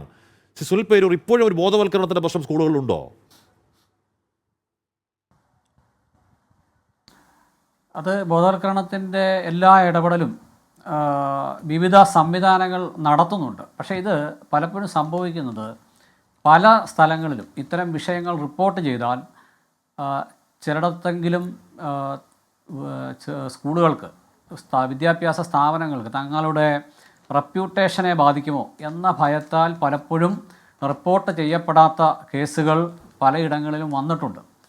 അതെല്ലാം എപ്പോഴാണ് ഇടപെടുന്നതെന്ന് ചോദിച്ചാൽ, ഇപ്പോൾ ഗവൺമെൻറ് ഏർപ്പെടുത്തിയിട്ടുള്ള സ്കൂൾ കൗൺസിലർമാർ, കമ്മ്യൂണിറ്റി ഫെസിലിറ്റേറ്റർമാർ, ഞാൻ നേരത്തെ സൂചിപ്പിച്ച സ്നേഹിതയുടെ ജെൻഡർ സംവിധാനം, ഇങ്ങേയറ്റം ഏറ്റവും താഴെത്തട്ടിൽ പ്രവർത്തിക്കുന്ന അംഗൻവാടി ടീച്ചർമാരുൾപ്പെടെയുള്ള ആളുകൾ ഈ രംഗത്ത് ഫലപ്രദമായി ഇടപെടുന്നു എന്നാണ് കഴിഞ്ഞ 2 വർഷക്കാലത്തെ എൻ്റെ അനുഭവത്തിൽ നിന്ന് എനിക്ക് സൂചിപ്പിക്കാനുള്ളത്. എവിടെ ഇത്തരം വിഷയങ്ങൾ ശ്രദ്ധയിൽപ്പെട്ടാലും അത് റിപ്പോർട്ട് ചെയ്യും. ഇപ്പോൾ ഈ കുട്ടിയുടെ കാര്യത്തിൽ 5 വർഷത്തെ ഒരു വലിയ ലാഗ് അത് നിസ്സാരമായി ഞങ്ങൾ കാണുന്നില്ല. പക്ഷേ ആ ലാഗ് സംഭവിച്ചതിനകത്ത് അവരുടെ ഒരു സാമൂഹികമായ സാഹചര്യത്തിനകത്ത് ഇത് ആരോട് പറയും? ഇത് ഒരുപക്ഷെ ഞങ്ങൾ മനസ്സിലാക്കിയെടുത്തോളം നിങ്ങളുടെ ശ്രദ്ധയിൽപ്പെട്ട വിഷയത്തിനകത്തും വന്നിട്ടുള്ളത് ഈ കുട്ടിയുടെ സ്വകാര്യ ദൃശ്യങ്ങളൊക്കെ ഈ തരത്തിലേക്ക് ദുരുപയോഗം ചെയ്യപ്പെട്ടാൽ തൻ്റെ ഭാവിയെ ബാധിക്കുമോ എന്നുള്ളൊരു വലിയ ആശങ്ക ഒരുപക്ഷെ കുട്ടിക്ക് തോന്നിയിട്ടുണ്ടാകാൻ സാധ്യതയുണ്ട്. പക്ഷേ എങ്കിൽ പോലും ഈ ഒരു ഘട്ടത്തിലെങ്കിലും ഞങ്ങളോടും ഒപ്പം ഈ പറയുന്ന കമ്മ്യൂണിറ്റി ഫെസിലിറ്റേറ്ററൊക്കെ തുറന്നു പറഞ്ഞത് ഒരു വലിയ കാര്യമായി തന്നെ ഞങ്ങൾ എടുക്കുകയാണ്. പക്ഷേ ഈ പറഞ്ഞ ചെറിയ കുറവുകൾ ഇത്തരം കാര്യങ്ങളിലുണ്ട്. അത് നമ്മൾ മാത്രമായിട്ട് ഏജൻസികൾ, സർക്കാർ സംവിധാനങ്ങൾ മാത്രം വിചാരിച്ചാൽ പരിഹരിക്കാവുന്ന ഒന്നല്ല. അതിന് പൊതുസമൂഹം മൊത്തത്തിൽ ജാഗ്രതപ്പെടേണ്ട ഒരു കാലമാണ് ഇപ്പോൾ കടന്നു വന്നുകൊണ്ടിരിക്കുന്നത്. പ്രത്യേകിച്ച് കൗമാരക്കാരിൽ, നാം ജീവിച്ച കാലത്തിൽ നിന്ന് വ്യത്യസ്തമായി ഇന്നത്തെ സോഷ്യൽ മീഡിയയുടെയും പുതിയ സംവിധാനങ്ങളുടെയും എല്ലാം വലയത്തിൽപ്പെട്ടു പോവുകയാണ്. കുട്ടികളടക്കം ഈ ഫോണിൻ്റെ അതിപ്രസരത്തിലേക്ക്, ഒരുപക്ഷെ ഞങ്ങളുടെ മുമ്പിലേക്ക് വന്ന ബഹുഭൂരിപക്ഷം കേസുകളിലും ഈ പറയുന്ന ഫോൺ അഡിക്ഷനുമായി ബന്ധപ്പെട്ട ഇത്തരം പലരുടെയും വലകളിലേക്ക് വീണുപോയ ഒരുപാട് കുട്ടികളെ തിരിച്ചു കൊണ്ടുവരാൻ ഞങ്ങൾക്ക് കഴിഞ്ഞിട്ടുണ്ട്. അത് യഥാർത്ഥത്തിൽ നമ്മുടെ പൊതുസമൂഹം വളരെയധികം ജാഗ്രതപ്പെടേണ്ട ഒരു കാലഘട്ടത്തിലൂടെയാണ് പോകുന്നത്. ഈ വിഷയത്തിൽ മാത്രമല്ല, ലഹരി ഉൾപ്പെടെയുള്ള എല്ലാ വിഷയത്തിലും വിശാലമായ കാര്യമാണ്. ഞാൻ അങ്ങനെ എത്താൻ ധന്യരാമൻ വല്ലാത്ത, ഇപ്പോൾ സുനിൽ പറയുന്ന പോലെ വല്ലാത്ത കാലമാണ്. വല്ലാത്ത കാലം എന്ന് പറഞ്ഞാൽ ഒരു ഈ പറഞ്ഞ ക്യാമറയുടെ ആവശ്യമില്ല, എല്ലാവരുടെയും കയ്യിൽ ഈ ഫോണുണ്ട്. ഈ പറഞ്ഞ ഉപദ്രവം നടക്കുമ്പോഴേക്കും ഈ ഫോണിൻ്റെ ക്യാമറ ഓണാക്കി വെച്ചാൽ ആ ദൃശ്യങ്ങൾ ആ ഫോണിലായി. തന്നെ ഇതിപ്പോൾ ഈ 5 വർഷമായി പീഡനത്തിന് 62 പേർ പീഡിപ്പിച്ച ഈ പെൺകുട്ടി വളരെ യാദൃശികമായി പറഞ്ഞ CWC ഏറ്റെടുത്ത് അതിങ്ങനെ നമ്മൾ ചർച്ച ചെയ്യുകയാണ്. എനിക്ക് ഓർക്കുമ്പോൾ പേടിയാവുന്നു. ഇത്തരത്തിൽ ഓരോ ഫോണിലുള്ള ദൃശ്യങ്ങൾ ഉപയോഗിച്ച് ബ്ലാക്ക് മെയിലിംഗ് ടൂളായി പുറത്തു പറയാൻ കഴിയാതെ നീറി നമ്മുടെ നാട്ടിൽ എത്ര പെൺകുട്ടികളുണ്ട് എന്നത് ഓർക്കുമ്പോൾ പേടി വരുന്നു. തന്നെയാ ഇഷ്ടം പോലെയുണ്ട്, സ്റ്റിൽ ഇപ്പോഴും ഉണ്ട്. കാരണം ഈ ലാസ്റ്റ് ഈ നമ്മുടെ തിരുവനന്തപുരം സിറ്റിക്കകത്ത് മണക്കാട് കൊഞ്ചിറവിള കുത്തുകല്ലിമോട് എന്ന് പറഞ്ഞ സ്ഥലത്ത് ഒരു ട്യൂഷൻ സെൻറ്റർ, ലക്ഷ്യ ട്യൂഷൻ സെൻറ്റർ, അവിടെ പ്രിൻസിപ്പൽ ഒരു കുഞ്ഞിനെ റേപ്പ് ചെയ്തു. അത് ഈ ട്യൂഷൻ സെൻറ്ററിന് അടുത്ത് തന്നെ ഇയാളെ 3 ബിൽഡിങ്ങും കൂടെ എടുത്തിട്ടിട്ടുണ്ട്.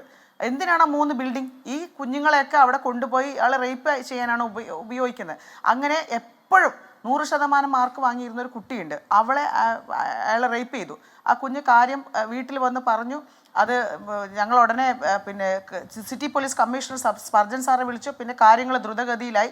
അതിനുശേഷം ഇതിൻ്റെ എക്സ്റ്റൻഷൻ വേണ്ടിയിട്ട് കേസ് കുറേ കുഞ്ഞുങ്ങൾ ഇതിനകത്ത് പെട്ടിട്ടുണ്ടെന്ന് അറിഞ്ഞുകൊണ്ട് ബാക്കി ഞാൻ CWCക്ക് കൊടുത്തിട്ടുണ്ട്. നമ്മുടെ ഷാനിബ മാഡത്തിന് ട്രിവാൻഡ്രം സിറ്റിയിൽ. സത്യത്തിൽ ഈ CWC ഒക്കെ കാണുമ്പോൾ നമുക്ക് വിഷമാണ് തോന്നുന്നത്. ഇവർക്ക് ചൈൽഡ് റൈറ്റ്സ് കമ്മീഷന് ഇഷ്ടംപോലെ പൈസയുണ്ട്, അവർക്ക് കമ്മിറ്റി അംഗങ്ങളുണ്ട്, എല്ലാം ഉണ്ട്. ഈ CWCക്ക് സ്വന്തമായിട്ടൊരു വാഹനം പോലും ഇല്ല. അതായത് വിക്ടിമായിട്ടുള്ള, അതാണ് ഈ സർക്കാർ സംവിധാനത്തിലെ വലിയ പാളിച്ചകളാണ് ഇതൊക്കെ. ഞങ്ങൾ വിളിച്ചാൽ ഓടി ഒരു സ്ഥലത്ത് വരുന്നത് CWC ആണ്, അതിലെ അംഗങ്ങളാണ്. അവർ ഷാനിബാമയുടെയൊക്കെ അത്രയും ആത്മാർത്ഥമുള്ള, രാത്രി 12-1 മണി വരെ ഇപ്പോൾ ഒരു കുഞ്ഞിനെ വേറെ ഒരിടത്തായിപ്പോയി അവിടെ തിരിച്ച് ഈ ഓഫീസിൽ ഹാജരാക്കുന്ന രാത്രി 1 മണിക്കാണെങ്കിൽ അവർ പോകാതെ അവിടെ തന്നെ കുത്തിയിരിക്കും. അത്രയും സിൻസിയർ ആയിട്ടുള്ള മനുഷ്യർ അതിൻ്റെ അകത്തുണ്ട്. പക്ഷേ ഒരു വൃത്തിയുള്ള ഒരു ഓഫീസോ, നിങ്ങൾ ഈ പിന്നെ ഇവിടുത്തെ പൂജപ്പുരയിലുള്ള ഈ CWCയുടെ ഓഫീസ് പോയി കാണണം. അവിടെ വരുന്നത് മൊത്തം വിക്ടിംസ് ആയിട്ടുള്ള കുഞ്ഞുങ്ങളാണ് അവിടെ ഉള്ളത്. ഇരിക്കാൻ വൃത്തിയുള്ള ഒരു കസേര, വന്ന ഒരു കുടിക്കാനൊരു വെള്ളം, അലഞ്ഞ് ഇത്രയും ടെൻഷൻ അടിച്ച് മാനസിക ആഘാതമേറ്റ അമ്മയും കുഞ്ഞുങ്ങളും ഒക്കെ ആ മുറ്റത്ത് വെറും തറയിൽ വന്നിരിക്കുവാണ്. അല്ലെങ്കിൽ ഒരു കുടിക്കാനൊരു വെള്ളം, ഒരു 10 രൂപയുടെ ബിസ്ക്കറ്റ് അവിടെ വെക്കുക. രാവിലെ തൊട്ട് വൈകുന്നേരം വരെ അവരവിടെ ഇരുത്തി ചോറ് ഉണ്ണാതെ വെള്ളം കുടിക്കാതെ ഇങ്ങനെ എന്തൊരു വൃത്തികെട്ട അവസ്ഥയാണെന്ന് അറിയാമോ? ഇതൊക്കെ ഈ മനുഷ്യരെ, ഈ മാനസികാഘാതം ഏറ്റ മനുഷ്യർക്കാണ് കൂടുതലും നമ്മൾ പിന്തുണ കൊടുക്കേണ്ടത്. അതിന് പോലും നമ്മുടെ സർക്കാർ സംവിധാനത്തിൽ ഈ മനുഷ്യർ കുറച്ചുണ്ടായിട്ട് കാര്യമില്ല. പിന്നെ CWC, ചൈൽഡ് റൈറ്റ്സ് കമ്മീഷൻ, മറ്റ് ബോർഡുകൾ, ഇതിലൊന്നും പട്ടികജാതിക്കാരായിട്ടുള്ള SC ST വിഭാഗത്തിൽ ആരെങ്കിലും ഉണ്ടോ എന്ന് എനിക്കറിയത്തില്ല. ഞങ്ങൾ ഈ കോളനികൾ ഇതുപോലെ എന്നെ പോലത്തെ ഒരുപാട് ആൾക്കാർ ഞങ്ങളുടെ ഉറപ്പായും ധന്യ ഈ കേസുകളിൽ ദളിത് ഇഷ്യൂ എടുത്തു പറയുന്നത് കൃത്യമായും കാരണമുള്ളതാണ് ഞാൻ മനസ്സിലാക്കുന്നത് തന്നെ. ഇപ്പോൾ അതിലിപ്പോൾ ഇപ്പോൾ വാളയാർ കേസ് കണ്ടില്ലേ, വാളയാർ കേസിൽ ശരി അച്ഛനും അമ്മയും പ്രതി ചേർത്തു, അതുകൊണ്ട് ഇപ്പോൾ ചില സോഷ്യൽ മീഡിയ പോസ്റ്റ് ഉണ്ടല്ലോ, അതുകൊണ്ട് എല്ലാം ഓക്കെ, അതുകൊണ്ട് ഇതുവരെ മാധ്യമങ്ങൾ ചെയ്ത മൊത്തം തെറ്റ്, പ്രതിപക്ഷം ചെയ്ത മൊത്തം തെറ്റ്, എല്ലാ കാര്യങ്ങളും ഓക്കെ എന്നാ പറയുന്നത്. എവിടെ ഓക്കെ എന്നാ? ഇത് അവിടെ കിടക്കുക, ഈ പറഞ്ഞപ്പോൾ പൊടിക്കുഞ്ഞു കയറ് കെട്ടുന്ന മണ്ടത്തറ ഇപ്പോഴും കിടക്കുക എന്ന് പറഞ്ഞാൽ സമാനമായ രീതിയിൽ കേസുകളുടെ അവസ്ഥ എന്താണ്? അല്ല ഇപ്പം നേരത്തെ CWCയിൽ സാറ് പറഞ്ഞു ബ്രോക്കൺ ഫാമിലീസിലാണ് കൂടുതൽ. അതൊന്നും അല്ല സാറേ, ചുമ്മാതാണ്. നിങ്ങൾ ഈ കേരളത്തിലെ ഫാമിലി എന്നൊക്കെ പറയുന്നത് ഇത് ഈ ഭാര്യയും ഭർത്താവ് ഒരുമിച്ച് കാറി കയറി പോകണമെന്ന് ഭയങ്കര സൂപ്പർ ലൈഫാണെന്നൊന്നും വിചാരിക്കണം. ഇതൊക്കെ ഇതിനേക്കാളും കെട്ട ജീവിതങ്ങളാണ്. ഒരുപക്ഷെ വെള്ളം അടിച്ച് വരുന്നവൻ്റെ വീട്ടിൽ ഇതിനേക്കാളും സമാധാനം ഉണ്ടാവും. അത്രയും അതൊന്നും അല്ല റീസൺ. ഇതിനേക്കാളും വലിയ ലക്ഷപ്രഭുക്കളുടെ മക്കൾ റേപ്പ് ചെയ്യപ്പെട്ട കേസിൽ ഞാൻ ഇടപെട്ടിട്ടുണ്ട്. അതുപോലെ തന്നെ അപ്പൊ അതൊരു റീസൺ, അത് മാത്രം റീസൺ അല്ല. ബ്രോക്കൺ ഫാമിലി ഒരു റീസൺ അല്ല. എല്ലാ കുഞ്ഞുങ്ങൾക്കും ഇവിടെ ജീവിക്കാനുള്ള സ്വതന്ത്രമായി അച്ഛനും അമ്മയും മരിച്ചുപോയ കുട്ടികളുടെ ലിസ്റ്റ് സർക്കാരിന്റെ കയ്യിലുണ്ടോ? ഇതാണ് എനിക്ക് ചോദിക്കേണ്ടത്. CWCയുടെ കയ്യിലുണ്ടോ? ചൈൽഡ് റൈറ്റ്സ് കമ്മീഷന്റെ കയ്യിലുണ്ടോ? വനിതാ ശിശുക്ഷേമ വികസന വകുപ്പിന്റെ കയ്യിലുണ്ടോ? നിങ്ങൾ ഇതിൽ ആരെങ്കിലും ഒരു കുഞ്ഞിനെ പോയി കണ്ടിട്ടുണ്ടോ? മാതാപിതാക്കൾ മരിച്ചുപോയ കുട്ടികൾ ആരുടെ കസ്റ്റഡിയിലാണെന്ന് നിങ്ങൾക്ക് അറിയാമോ? ഞങ്ങൾ സപ്പോർട്ട് ചെയ്യുന്നുണ്ട്. സുനിൽ മാധ്യമങ്ങളുടെ പിന്നാലെ പോകുന്നില്ല, പൊതുസമൂഹത്തിനെ പറ്റി കാര്യമൊന്നും അറിയില്ല, പക്ഷെ ഗുരുതര ചോദ്യം, അത് ഗുരുതരമായ ചോദ്യം. ഹാഷ്മി പറയട്ടെ. അതായത് ഒരു നേരത്തെ ആഹാരത്തിന് വേണ്ടിയിട്ട് വേറൊരാളെ മുമ്പിൽ കൈ നീട്ടി ജീവിക്കുന്ന കുഞ്ഞുങ്ങൾ അറിയാമോ? എത്ര ബന്ധുക്കളുണ്ട്? ബന്ധുക്കളുള്ളവർ ആരെങ്കിലും, സ്വത്തുള്ളവരാരെങ്കിലും അവരെ കുഞ്ഞുങ്ങളെ നേരെ ഉള്ളവരെ ഇല്ലാത്തവരുടെ അവസ്ഥ ആലോചിച്ച് നോക്കിയിട്ടുണ്ടോ? ഞങ്ങളുടെ തന്നെ കുടുംബത്തിൽ, ഞങ്ങളുടെ തന്നെ പട്ടികജാതി ആദിവാസി വിഭാഗത്തിൽപ്പെട്ട അച്ഛനും അമ്മയും മരിച്ചുപോയ കുഞ്ഞുങ്ങൾ ആരാണ് സംരക്ഷിക്കുന്നത് നിങ്ങൾ നോക്കിയിട്ടുണ്ടോ? എന്നെങ്കിലും അവരുടെ ഡാറ്റ എങ്കിലും കയ്യിലുണ്ടോ? ഏത് വീട്ടിൽ ഏത് കുഞ്ഞിരിക്കുന്നു എന്ന് അറിയാമോ? അതാണ് പറയുന്നത്. ഈ സംവിധാനം നമ്മൾ വെറും പോളിഷ്ഡ് ആയിട്ട് പോയിട്ട് കാര്യമില്ല. ഒരിക്കലും ഈ ഒരു സമൂഹത്തെ നേരിട്ട് ഇങ്ങനെ നന്നായി കൊണ്ടുപോകാൻ സാധിക്കില്ല. ഒരു ജനാധിപത്യത്തിന്റെ അടിസ്ഥാനം സ്ട്രോങ് ആയിരിക്കണം. അത് പൊതുസമൂഹത്തിനും ഏറ്റവും പാവങ്ങൾക്കും വേണ്ടി പടുത്തുയർത്തുന്നതായിരിക്കണം. ഇവിടെ എല്ലാ സംവിധാനവും ഏറ്റവും നല്ല വികസനമുണ്ട്, അതൊന്നും ഞങ്ങൾ പറയുന്നില്ല. പക്ഷേ അടച്ചുറപ്പ് ഇന്നും ലൈഫ് പദ്ധതി വന്നിട്ട് എനിക്കറിയാവുന്ന 70 കുഞ്ഞുങ്ങളുണ്ട് മാതാപിതാക്കൾ മരിച്ചു, അവർക്ക് വീടില്ല, അവർക്കാർക്കും വീടില്ല. ഇപ്പൊ കുളത്തൂപ്പുഴയിൽ ഒരു വീട്ടിൽ 2 കുഞ്ഞുങ്ങൾ റേപ്പ് ചെയ്യപ്പെട്ടു. ആ 2 കുഞ്ഞുങ്ങൾക്ക് ഇതുവരെ കിടക്കാൻ ഇടവായിട്ടില്ല. അവരിപ്പോഴും ഒരു ടാർപോളിന്റെ അടിയിലാണ് കിടക്കുന്നത്. ആ കുഞ്ഞുങ്ങൾ ഇപ്പോൾ ഷെൽട്ടർ ഹോമിൽ കൊണ്ടുപോയി ആക്കി. എങ്ങനെ, എന്ത് സംവിധാനം, ആരാണ് ഇവരെ ടേക്ക് കെയർ ചെയ്യുന്നത്? ഈ കുഞ്ഞുങ്ങൾക്ക് വേണ്ടി എന്ത് സംവിധാനമാണ് ഇവിടെ ഉള്ളത്? ജീവിച്ചിരിക്കുന്നവർക്ക് വേണ്ടി, മരിച്ചുപോയവരുടെ കാര്യമല്ല. ആ മരിച്ചുപോയവർ പോയി അത് വീണ്ടും ജീവിച്ചിരിക്കുന്ന കുഞ്ഞുങ്ങളെ വീണ്ടും സംരക്ഷിക്കുമെന്ന് പറയുന്നു. ജീവിച്ചിരിക്കുന്ന കുഞ്ഞുങ്ങൾക്ക് വേണ്ടി സർക്കാർ എന്താണ് ചെയ്യുന്നത്? എനിക്ക് ഒറ്റ കാര്യം അറിഞ്ഞാൽ മതി. മാതാപിതാക്കൾ മരിച്ചുപോയ കുട്ടികളുടെ ലിസ്റ്റ് സർക്കാരിൻ്റെ കയ്യിലുണ്ടോ? ഈ കുഞ്ഞുങ്ങൾ എവിടെയുണ്ടെന്ന് ഈ ഡിപ്പാർട്ട്മെന്റ്, ഈ ആരോഗ്യ വകുപ്പ്, പഞ്ചായത്തുകൾ, വനിതാ ശിശുക്ഷേമ വികസന വകുപ്പ്, പിന്നെ CWC, ചൈൽഡ് റൈറ്റ്സ് കമ്മീഷൻ, ആർക്കെങ്കിലും ഒരാളുടെ ഈ ഡാറ്റ ഉണ്ടോ? കേരളത്തിൽ ഇന്ന് ജീവിച്ചിരിക്കുന്ന ആരുടെയെങ്കിലും ഡാറ്റ ഉണ്ടോ? പൊള്ളുന്ന ചോദ്യമാണ് തന്നെ. അപ്പൊ തന്നെ ചോദിക്കുന്നത് വെറുതെയുമല്ല, അത് ഈ പറഞ്ഞ അനുഭവത്തിന്റെ പശ്ചാത്തലത്തിൽ ചോദിക്കുന്ന ചോദ്യമാണ്. ജോർജ് ജോസഫ് ഇപ്പോൾ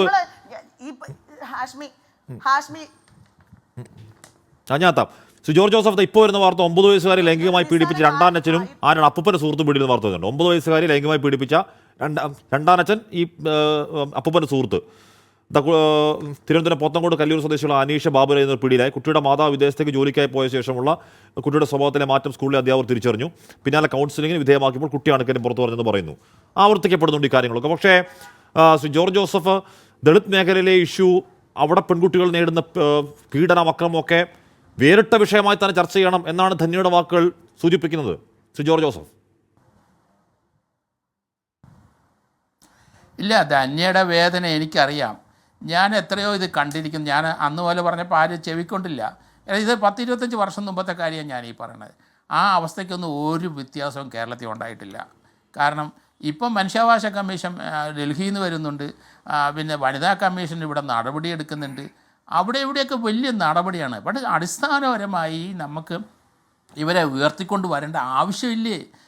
ഞാൻ അത് നേരത്തെ എത്ര പ്രസക്തമായ ചോദ്യങ്ങളാണ് ധന്യരാമൻ ചോദിച്ചിരിക്കുന്നത്. കുറേയൊക്കെ എനിക്കറിയാം, എന്നോട് ഇൻറ്ററാക്ട് ചെയ്തിട്ടുണ്ട്, എനിക്ക് നേരിട്ട് അനുഭവിച്ചിട്ടുണ്ട്. അതുകൊണ്ടാണ് ഞാൻ ഈ പറയുന്നത്. അപ്പം എത്ര കുട്ടികൾ അപ്പനും അമ്മയും ഇല്ലാതെ അവരെ പീഡിപ്പിക്കപ്പെട്ടിട്ട് അവരെ ആര് സംരക്ഷിക്കുന്നു? CMC CWPC സംസാരിക്കുന്നുണ്ടോ? സർക്കാരിൻ്റെ ഏതെങ്കിലും ഏജൻസി സംസാരിക്കുന്നു? അതിനൊരു കണക്കുണ്ട്, ഡേറ്റ ചോദിച്ചല്ലോ. നമ്മൾ പുരോഗമനം ഇങ്ങനെയാണ് ഉണ്ടാകേണ്ടത്. അല്ല 10 നിലയിലുള്ളൊരു കെട്ടിടം പണിത് റോഡൊക്കെ നന്നാക്കുന്നതല്ല. സാമൂഹ്യമായി നമുക്ക് ഇവരെ ഉയർത്തിക്കൊണ്ട് വരേണ്ട കടമ 75 വർഷമായിട്ട് നമ്മൾ അത് തുടങ്ങിയിട്ടില്ല ഇതുവരെ. അവരുടെ അവസ്ഥ ഞാൻ പറയാം. ഈ പെങ്കൊച്ച് എന്തുകൊണ്ട് പറഞ്ഞില്ല എന്നുള്ള ചോദ്യം പലരും ചോദിക്കുന്നുണ്ട്. നമുക്കറിയാം സമൂഹത്തിലെ ഏറ്റവും ഉന്നതരായ സ്ഥലത്തും ഇതുപോലെ പീഡിപ്പിക്കപ്പെടുന്ന ആളുണ്ട്. അത് നമ്മൾ മനസ്സിലാക്കരുത്. കാരണം ഇതുപോലെയുള്ള പിക്ചർ കാണിച്ചിട്ട് അവർ മിണ്ടാതിരിക്കും. അപ്പോൾ ഈ കൊച്ചിൻ്റെ കാര്യത്തെപ്പറ്റി വല്ലതും പറയാനുണ്ടോ? അത് പേടിച്ച് അതിനെ കൊന്നുകളയുന്നല്ലേ വിചാരിക്കുന്നത്? ആരെടുത്ത് പറയാനാണ്? ഇപ്പം സൗകര്യപരം CWPC ചോദിച്ചുകൊണ്ടാണ് ആ കൊച്ച് അത് പറഞ്ഞത്. അല്ലെങ്കിൽ ഇത് നടക്കരുത്. ഇതുപോലെ ഗ്രാമങ്ങളിൽ ആയിരക്കണക്കിന് കുട്ടികൾ ഇതുപോലെ പീഡനം അനുഭവിച്ച് എങ്ങും പരാതി പറയാതെ ഉണ്ടെന്ന് എനിക്കറിയാം. അത് ധന്യരാമന് കുറച്ച് കൂടുതലറിയാം, കാരണം അവരുടെ ഇടയിലോട്ട് പോകുന്നതാണ്. എത്രയോ പേര് എന്നെ വന്ന് കാണുന്നവരൊക്കെ അവരുടെ സങ്കടം കണ്ടാൽ നമ്മൾ അന്തം വിട്ടുപോകും. ഹസ്ബൻഡും വൈഫും ഒക്കെ വലിയ വീട്ടിലെ പിള്ളേരായിരിക്കും. പക്ഷേ ഒരാളെൻ്റെ അടുത്ത് വന്ന് 25 വർഷമായി ഭാര്യ എടുത്ത് സംസാരിച്ചിട്ട് ഹസ്ബൻഡ് രണ്ടുപേരും ഒരു വീട്ടിൽ താമസിക്കുകയാണ്, ലക്ഷറി കാറുണ്ട്. പക്ഷേ അവരുടെ അവസ്ഥ അതാണ്. അപ്പോൾ ഇതാണ് കേരളത്തിലൊരു പുരോഗതി ആ കാര്യത്തിലുണ്ടായി. സാമൂഹികമായ ഉന്നതി നമുക്കുണ്ടായിട്ടില്ല. നമ്മളെ എല്ലാ ആൾക്കാരെയും ഒരുപോലെ കാണാനുള്ള കണ്ണ് നമുക്ക് ഇന്നും ഇല്ല. അവിടാണ് ഈ പ്രശ്നം. ധന്യരാമൻ പറയണത് അതാണ്. ഈ ഊരുകളിലെല്ലാം ഒന്ന് പോയിട്ട് ഇവിടെ എന്തുമാത്രം ഏജൻസികളുണ്ട് സർക്കാരിൻ്റെ, അല്ലെങ്കിൽ എത്ര IAS-കാരുണ്ട്, ആരെങ്കിലും ഒന്ന് പോകുക. ഒരു IAS-കാരനെ ഓരോ കോളനി ഒന്ന് പറഞ്ഞു വിട്ടേ, അവർക്ക് കുറച്ച് ഐഡിയ കിട്ടുമായിരിക്കും, കുറച്ച് ഇമ്പ്രൂവ്മെൻ്റ് ഉണ്ടാവും, നല്ല കാര്യം. പക്ഷേ ഈ മാതാപിതാക്കളില്ലാത്ത കുട്ടികൾ, റേപ്പ് ചെയ്ത കുട്ടികൾ, അവരെ സംരക്ഷണം ഏറ്റെടുക്കണം? ഏറ്റെടുക്കണ്ടേ സമൂഹം? അല്ലെ ഗവൺമെൻറ് ഏറ്റെടുക്കണ്ടേ? അല്ലെ ആരോഗ്യവകുപ്പ് ഏറ്റെടുക്കണ്ടേ? അല്ലെങ്കിൽ ഒരു പഞ്ചായത്ത് ഏറ്റെടുക്കണ്ടേ? ഇവർക്കൊക്കെ എന്താണ് രാഷ്ട്രീയം കടന്ന് പ്രസംഗിക്കുകയാണോ വേണ്ടത്? നമ്മൾ ചെയ്യേണ്ടത് അങ്ങനെയല്ല. ഓരോ പഞ്ചായത്തിലും അതിർത്തിയിൽ ഇതുപോലെയുള്ള ധാരാളം കേസുകളുണ്ട്. അതൊക്കെ മൂടിക്കളയുകയാണ്, അത് വെളിയിലോട്ട് വരുന്നില്ല. നമ്മുടെ പഞ്ചായത്തിൻ്റെ സർക്കാരിൻ്റെ ഫണ്ടൊക്കെ അങ്ങോട്ട് പോട്ടെ, നമ്മുടെ ഒപ്പം അവർ വരണ്ടേ? അതുകൊണ്ട് അടിയന്തരമായിട്ട് സർക്കാർ ഈ കേസിൽ ഇടപെടണം. ഇതൊരു ടിപ്പിക്കൽ കേസാണ്, നമ്മൾ ഒരിക്കലും പ്രതീക്ഷിക്കാത്ത ഒരു അല്ല സാർ, ഈ കേസിനെ കുറിച്ച് പറഞ്ഞ ഇതിപ്പോ ഈ 62 പേര് 5 വർഷം എന്ന് പറയുന്നു. ഇതിന്റെ കേസ് ഇപ്പോൾ അജിത ബീഗം ഉണ്ട്, പ്രത്യേക അന്വേഷണ സംഘം. ഇപ്പം റെജുലൂക്കോസ് പറഞ്ഞതുപോലെ നമ്മൾ എത്ര നാളെ മാധ്യമങ്ങളിൽ ഈ വിഷയം കൈകാര്യം ചെയ്യും? പോട്ടെ, ഈ കേസ് അന്വേഷണം എത്ര കണ്ട് മുന്നോട്ടേക്ക് പോകുമെന്ന് കരുതണം നമ്മൾ ഈ വാർത്തയുടെ ചൂട് മാറി കഴിയുമ്പോൾ? അത് തീർച്ചയായിട്ടും ഈ കേസ് മുന്നോട്ട് പോകും. ഒരു കാരണം ഒരു SC/ST ആക്ട് വന്നുകൊണ്ട് ഒരു DYSPയുടെ അന്വേഷണം മേൽനോട്ടത്തിലാണ് അന്വേഷണം നടക്കുന്നത്. ഇപ്പം തന്നെ 6-7 കേസ് എടുത്തിട്ടുണ്ട്. 10-28 പേരെ അറസ്റ്റ് ചെയ്ത് കഴിഞ്ഞിരിക്കുന്നുണ്ട്. 64 പേരിൽ 40-42 പേര് ആൾക്കാരുടെ പേരും അവരുടെ മൊബൈൽ നമ്പരും ആ കുട്ടി ഡയറിയിൽ എഴുതി വെച്ചിട്ടുണ്ട്. അപ്പം പിന്നെ ചിലരെ കണ്ടാലറിയാം, അവരെ ഓർത്തെടുക്കാം എന്ന് ആ കുട്ടി പറയുന്നുണ്ട്. ഇതൊരു ജുവനൈൽ ജസ്റ്റിസ് ആക്ട് അനുസരിച്ചാണ് ഈ നടപടി മുന്നോട്ട് പോകേണ്ടത്. 7 വർഷം മുതൽ ലൈഫ് ഇംപ്രിസൺമെൻറ്റ് വരെ ഇതിനകത്ത് കൊടുക്കാം. അപ്പോൾ അതുകൊണ്ട് പോലീസ് ആദ്യം എടുക്കുന്ന കേസുകൾ എത്രയും പെട്ടെന്ന് അന്വേഷണം പൂർത്തിയാക്കി അതൊരു 30-40 ദിവസത്തിനകം ചാർജ് ഷീറ്റ് കൊടുത്തുകൊണ്ടിരിക്കുകയാണ്. അതാണ് പോലീസ് ചെയ്യേണ്ട പണി. കാരണം എന്നാലും ഇതിനൊക്കെ ഒരു പരിഹാരം നമുക്ക് ഉണ്ടാക്കാനുള്ളൂ. യവന്മാരെ എല്ലാം റീമാൻഡ് ചെയ്ത് അകത്ത് വിടുന്നതിനൊപ്പം തന്നെ അത് ജുവനൈൽ ജസ്റ്റിസ് ആക്ട് 3 പ്രകാരം കൺവിക്റ്റ് ചെയ്തിരിക്കുകയും ചെയ്യണം. കാരണം 90 ദിവസത്തിനകം ട്രയൽ പൂർത്തിയാക്കാനായിട്ട് കുറേ കേസ് ഇപ്പം തന്നെ എലവന്തിട്ട പോലീസ് സ്റ്റേഷനിൽ അവിടെ 5 കേസോളം എടുത്തിരുന്ന ഞാൻ മനസ്സിലാക്കുന്നത്. പത്തനംതിട്ടയിലും റാന്നിയിലും ഒരു കേസ് എടുത്തിട്ടുണ്ട്. ഏകദേശം 28 പേരോളം അറസ്റ്റ് ചെയ്തിട്ടുണ്ട്. കുറേ പേരുടെ കസ്റ്റഡിയിലുണ്ട്. അപ്പോൾ അത്രയും പേരെ റിമൈൻഡ് ചെയ്യണം. ഇത് നല്ലൊരു കുറേ പോലീസ് ഓഫീസേഴ്സിൻ്റെ സ്ട്രെങ്ത് ഉണ്ടെങ്കിൽ നമുക്ക് ഫാസ്റ്റായിട്ട് മുന്നോട്ട് പോകാനൊക്കെ ഉള്ളൂ. ഇതിനെങ്കിലും ഒരു പരിഹാരം ഉണ്ടാകട്ടെ, ഒരു പാഠം കേരളത്തിലെ ജനങ്ങൾക്ക് ഇതുകൊണ്ട് ഉണ്ടാകണം. നമ്മൾ സൂര്യനെല്ലി കേസ് ധാരാളം കേസും വാളയാർ കേസൊക്കെ കണ്ടു, എങ്ങും എത്തിയില്ല. വാളയാർ കേസിനകത്ത് പോലീസിന് CBIക്കും തെറ്റിപ്പോയി. കാരണം ആ കേസിനകത്ത് അപ്പനും അമ്മയും ആ കുട്ടിയെ റേപ്പ് ചെയ്യുന്നറിയുന്ന സർട്ടിഫിക്കറ്റ് കണ്ടിട്ട് ശേഷമാണ്.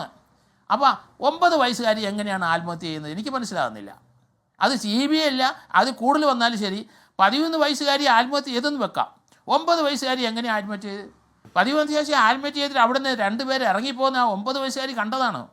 എവിടെയാണ് സത്യവും നീതിയും പൊക്കൊണ്ടിരിക്കുന്നത് എനിക്ക് മനസ്സിലാകുന്നില്ല. പേടിപ്പിക്കുന്നതാണ്. അതുപോലെ വളരെ മൂത്ത പെൺകുട്ടി മരിച്ചിട്ട് ആത്മഹത്യയിട്ട് അല്ലെങ്കിൽ കൊന്നിട്ട് ആത്മഹത്യയാണെന്ന് ഇപ്പോഴും ആർക്കറിയാം, അല്ലെങ്കിൽ കൊന്നിട്ട് 8 വർഷമാകുമ്പോൾ പോകട്ടോ, 8 വർഷമായിട്ടും ഇപ്പോഴും അത് അവിടെ കിടക്കുക. അച്ഛനും അമ്മയെ പ്രതി ചേർത്തു, അത് കാരണം എന്താ എല്ലാം പരിഹരിക്കപ്പെട്ടു, മാധ്യമങ്ങൾ മൊത്തം പറഞ്ഞ മൊത്തം തെറ്റാണ്, എന്തോ സംഭവം ഉണ്ടാക്കി മറ്റേതുണ്ടാക്കി എന്ന് പറഞ്ഞിട്ട് സോഷ്യൽ മീഡിയ പോസ്റ്റ് കൊണ്ട് ആ കേസ് പരിഹരിച്ചു എന്നാണ്. ഒരു കേസും പരിഹരിക്കപ്പെട്ടിട്ടില്ല. ഇപ്പോഴും അടിസ്ഥാനപരമായ ചോദ്യം, ആ കുഞ്ഞുങ്ങളെ കൊന്നതാണോ ആത്മഹത്യ ചെയ്തതാണെന്ന സംശയം അങ്ങനെ നിൽക്കുകയാണ് അവിടെ. റെജി ലൂക്കോസ്, ഇവിടെ സൂര്യനെല്ലി കേസിന്റെ പട്ടികയ്ക്ക് മുകളിലേക്ക് പട്ടിക ഉയരാൻ പോകുന്ന ഒരു കേസാണ്. അന്ന് സൂര്യനെല്ലി പോക്സോ കേസില്ല, അപ്പോൾ അതുകൊണ്ട് അതിനേക്കാൾ കൂടുതൽ ഗുരുതരമായ കേസാണ്. ഇന്ന് എത്ര പത്രങ്ങളുടെ 1-ാം പേജിൽ ഈ വാർത്തയുണ്ട്? ഇന്ന് ഈ സമയം കേരളത്തിലെ മുഖ്യധാരാ ചാനലുകളിൽ എത്ര പേർ ഈ വിഷയം ചർച്ച ചെയ്യുന്നുണ്ട്? 62 പേർ പെൺകുട്ടിയെ പീഡിപ്പിച്ച് ഞെട്ടിക്കുന്ന വാർത്തയ്ക്ക് മുന്നിൽ അത് ചർച്ച ചെയ്യേണ്ടതില്ല എന്ന് തീരുമാനിക്കപ്പെടുന്നത് അതൊരു ദളിത് പെൺകുട്ടി ആയതുകൊണ്ടാണോ? റെജി ലൂക്കോസ്, അങ്ങനെ ചോദിക്കുന്നതിൽ എന്നോട് ക്ഷമിക്കണം. എന്തുകൊണ്ടാണ് നമുക്ക് ഞെട്ടലുണ്ടാവാത്തത്? തീർച്ചയായിട്ടും ഞാനത് ഈ ചർച്ച സൂചിപ്പിച്ചു, എന്നെ അത്ഭുതപ്പെടുത്തി. ഞാനിതൊരു 4-5 മാധ്യമം, പ്രിന്റഡ് മാധ്യമങ്ങൾ വിഷയം നോക്കിയതാണ്. അപ്പോൾ ഇവിടുത്തെ ഞാനതല്ല പറഞ്ഞത്, കേരളത്തിലെ പൊതുബോധത്തിന് എന്തോ ഒരു പ്രശ്നം പറ്റി. കേരളത്തിൽ ഈ ഒരു മിഡിൽ ക്ലാസിൻ്റെയും അപ്പർ മിഡിൽ ക്ലാസിൻ്റെയും വാർത്തകൾ മാത്രം, അല്ലെങ്കിൽ അവർക്ക് വേണ്ടി ചർച്ച ചെയ്യുന്നൊരു സമൂഹമായിട്ട് കേരളം മാറിയത് ഞാൻ ഭയപ്പെടുന്നുണ്ട്. ഞാനൊരു ഉദാഹരണം പറയാനുള്ള സമയം തരണം. ബഹുമാനോടെ കെ രാധാകൃഷ്ണൻ മന്ത്രിയായിരുന്നപ്പോൾ അദ്ദേഹം ഏതാണ്ട് 140ഓളം ഈ പട്ടികജാതി അതുപോലെ ആദിവാസി കുട്ടികളെ തെരഞ്ഞു കണ്ട് ഇവരെയും CWCയുടെ ഒക്കെ സഹായത്തിൽ തെരഞ്ഞ് അവർക്ക് വേണ്ട ട്രെയിനിങ് കൊടുത്തിട്ട് അവരെ ലക്ഷക്കണക്കിന് രൂപ ഇൻവെസ്റ്റ് ചെയ്ത് അവരെ ഉപരിപഠനാർത്ഥം ആ കുട്ടികൾക്ക് സങ്കല്പിക്കാൻ പോലും പറ്റാത്ത വിദേശ രാജ്യങ്ങളിലേക്ക് അയച്ചിട്ടുണ്ട്. ഇപ്പോഴും അവരുടെ വിഭാഗത്തിന് വേണ്ട ആവശ്യമായ അടിസ്ഥാന ഭാഷാ ട്രെയിനിങ് കൊടുത്തുകൊണ്ടിരിക്കുകയെന്നാണ് പറയുന്നത്. അതുപോലെ ഇടപെടൽക്കൂടി. പക്ഷേ നേരത്തെ ചോദിച്ചതിന് മറുപടി പറയാം, നമ്മുടെ പൊതുസമൂഹം ഇന്നും ഇത്തരം കാര്യങ്ങളിൽ ഒരു അവയർനെസ് ഇല്ല. ഒരു സംശയമില്ല കാര്യം. ഞാൻ എന്നെ പോലും കുറ്റപ്പെടുത്തിക്കൊണ്ടായി പറഞ്ഞത്. ഇപ്പം നിങ്ങൾ നോക്കിയോ, ഈ വാർത്ത ഇന്നല്ലേ നാളെയോടുകൂടി ഈ വാർത്ത അസ്തമിക്കും. ഒരു പിന്നോക്ക അവസ്ഥയിലുള്ളൊരു പെൺകുട്ടിയെ, കുഞ്ഞിനെ, ഒരുപക്ഷെ ഈ രാജ്യം കണ്ട ഏറ്റവും വലിയ ബലാത്സംഗമായിരിക്കും. നിരന്തരമായിട്ട് ബ്ലാക്ക് മെയിൽ ചെയ്ത് കുറേ നരാധമന്മാർ ആധുനിക സാമൂഹ്യ മാധ്യമങ്ങൾ ഉപയോഗിച്ചുകൊണ്ട് അതിനെ ഇങ്ങനെ പീഡിപ്പിക്കുക ഒരു പാവപ്പെട്ട കുഞ്ഞിനെ എന്ന് പറഞ്ഞാൽ ഈ കേരളം ലജ്ജിച്ച് തലതാഴ്ത്തണം. ഇവർ നോക്കി ഓരോ 2-3 മാസത്തിനുള്ളിൽ അവർ ബെയിലിൽ പുറത്തിറങ്ങും. ഒറ്റ ഉദാഹരണം പറയാം. കഴിഞ്ഞ ഏതാനും ആഴ്ചകൾക്ക് മുമ്പ് വയനാട്ടിലെ കുറുവാദ്വീപിൽ ഒരു പാവപ്പെട്ട ആദിവാസി ചെറുപ്പക്കാരൻ 38 വയസ്സുകാരൻ എവിടെ നിന്ന് വന്ന 3-4 അധമന്മാർ മദ്യപിച്ച നാട്ടുകാരെ വെല്ലുവിളിച്ചപ്പോൾ അത് സമാധാനം ഉണ്ടാക്കാൻ ചെന്ന ആ മനുഷ്യൻ്റെ കയ്യെ പിടിച്ചുകൊണ്ട് 1 കിലോമീറ്റർ വണ്ടി പോയി ആ പാവപ്പെട്ട മനുഷ്യൻ മാനന്തവാടി മെഡിക്കൽ കോളേജിൽ കിടക്കുന്ന കാഴ്ച കണ്ട് മനസാക്ഷിയുള്ളൊരു കണ്ണു തെറി. എന്നിട്ട് ആ പാവം പറഞ്ഞ മറുപടി എന്താ? ആ കേസ് എവിടെ ആയിപ്പോയി?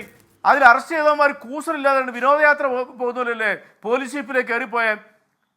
ഇതാണ് ഈ കേരളം. അവർക്കറിയാം അവർ രക്ഷപ്പെടും. അവർക്ക് വേണ്ടി വാദിക്കാനുള്ള ഇവിടുത്തെ വക്കീലന്മാർ തയ്യാറാവും. ഒരു സംശയമില്ല കാര്യത്തിൽ. ഈ മനോഭാവം മാറിയേ പറ്റൂ. ഇല്ലെങ്കിൽ ഈ കേരളം എങ്ങോട്ടാണ് പോണേ? ഇനി രണ്ടാമത്തെ വസ്തുത ഞാൻ പറയാം. ഞാൻ ഇടപെട്ടൊരു കേസ് പറയാം, അത് എവിടെയാണെന്ന് ഞാൻ പറയുന്നില്ല.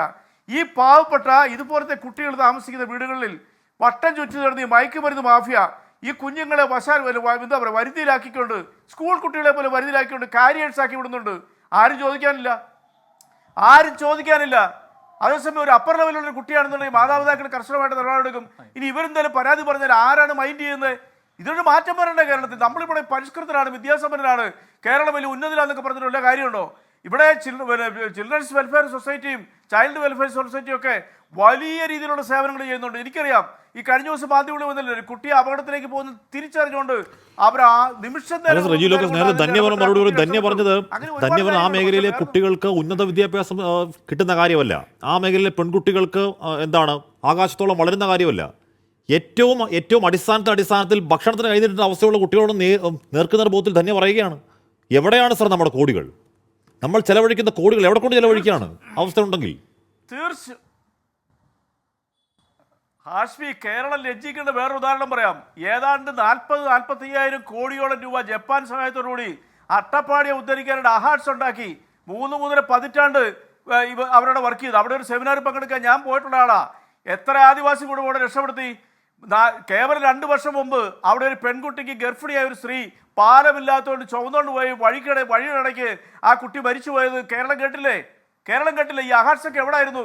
ഇപ്പോൾ കൊള്ളയടിക്കാനായിട്ടാണ് ഈ പറയുന്ന ഈ വിഭാഗത്തിൽപ്പെട്ട ആ ഡിപ്പാർട്ട്മെന്റിനെ ഈ ഉദ്യോഗസ്ഥന്മാർ ഉൾപ്പെടെയുള്ളവർ ചൂഷണം ചെയ്തുകൊണ്ടിരുന്നത്. എന്നാൽ അതിനൊരു മാറ്റം വന്നിട്ടുണ്ടെന്ന് ഞാൻ സമ്മതിച്ചേ പറ്റൂ. അതിൽ ഈ ധന്യാരാമനെ പോലുള്ള ഇടപെടൽ ശ്ലാഘനീയമാണ്. ധന്യാരാമനെ പോലുള്ള ആളുകൾ കേരളത്തിൽ ഈ കാര്യത്തിൽ മാതൃക, അതിലൊരു തർക്കമില്ല കാര്യത്തിൽ. പക്ഷെ അത് പോരാ.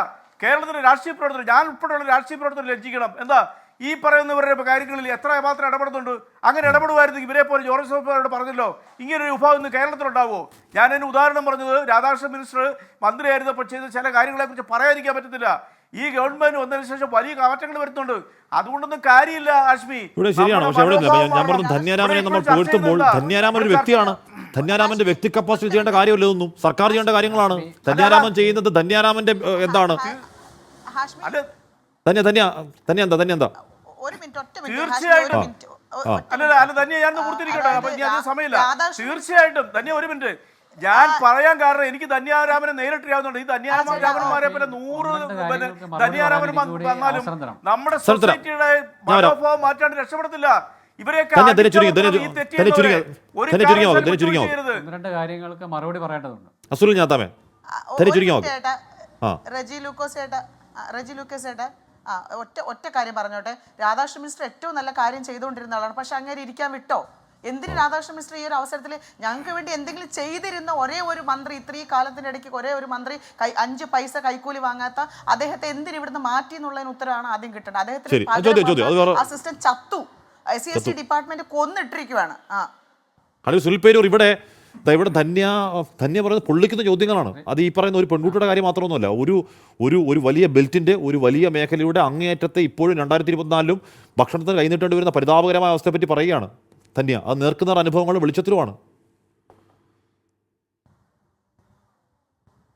ശ്രീ ഹാഷ്മി, അതിനകത്ത് എനിക്ക് ശ്രീ ധന്യാരാമൻ ഉന്നയിച്ച 1-2 വിഷയങ്ങൾക്കകത്ത് മറുപടി പറയേണ്ടതായിട്ടുണ്ട്. അതായത് അതിൽ പ്രധാനമായിട്ടുള്ളത് ഒന്ന്, ഈ ഇവിടെ അവർ സൂചിപ്പിച്ച ഒരു പ്രധാനപ്പെട്ട കാര്യം, ഇവിടെ മരിച്ചുപോയ അച്ഛനമ്മമാർ മരിച്ചുപോയ കുട്ടികളുടെ ഡേറ്റയുണ്ടോ, അല്ലെങ്കിൽ അച്ഛനും അമ്മയൊക്കെ ഉപേക്ഷിച്ച് പോയി കൃത്യമായ ഡേറ്റ സർക്കാരിൻ്റെ കയ്യിലുണ്ട് എന്ന് മാത്രമല്ല, അങ്ങനെ മരണപ്പെട്ടു പോയിട്ടുള്ള അച്ഛനും അമ്മയും മരണപ്പെട്ടു പോയിട്ടുള്ളവർ, ഉപേക്ഷിച്ച് പോയവരെ നോക്കാൻ കഴിയാത്ത കുട്ടികൾ, അവരെ സംബന്ധിച്ച് അവരെ ഷെൽട്ടർ ചെയ്യാനുള്ള സംവിധാനം എല്ലാ ജില്ലയിലും ചൈൽഡ് വെൽഫെയർ കമ്മിറ്റിയുടെ കീഴിൽ ഇപ്പോൾ പത്തനംതിട്ട ജില്ലയിൽ തന്നെ 28 സ്ഥാപനമുണ്ട്.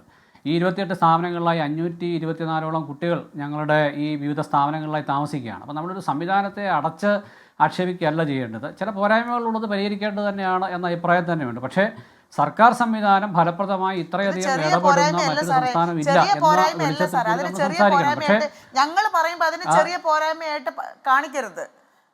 ഞങ്ങൾ പറയുന്നതിന് ചെറിയ പോരായ്മ എന്ന് ഞാൻ പറയുന്നില്ല. ഏതൊരു ഇപ്പം നമ്മൾ 100%, 99% ചെയ്തു. ഞാനൊന്ന് പറഞ്ഞോട്ടെ, ഞാനൊന്ന് പറഞ്ഞ് പൂർത്തീകരിക്കാൻ എന്നെ അനുവദിക്കൂ. അതായത് 99% നമ്മൾ ചെയ്തു. 1% മിച്ചമുണ്ടെങ്കിലും അതൊരു പോരായ്മ തന്നെയാണ്. അതൊരു വലിയ കാര്യം തന്നെയാണ്. ഒരു അഭിപ്രായ വ്യത്യാസമില്ല. 99% ആയിട്ടില്ല സാർ. ഇവിടെ 27,000 പട്ടികജാതി കോളനികളും 27,000 പട്ടികജാതി കോളനികളും 7,700 ട്രൈബൽ അങ്ങനെയല്ല പറഞ്ഞത്.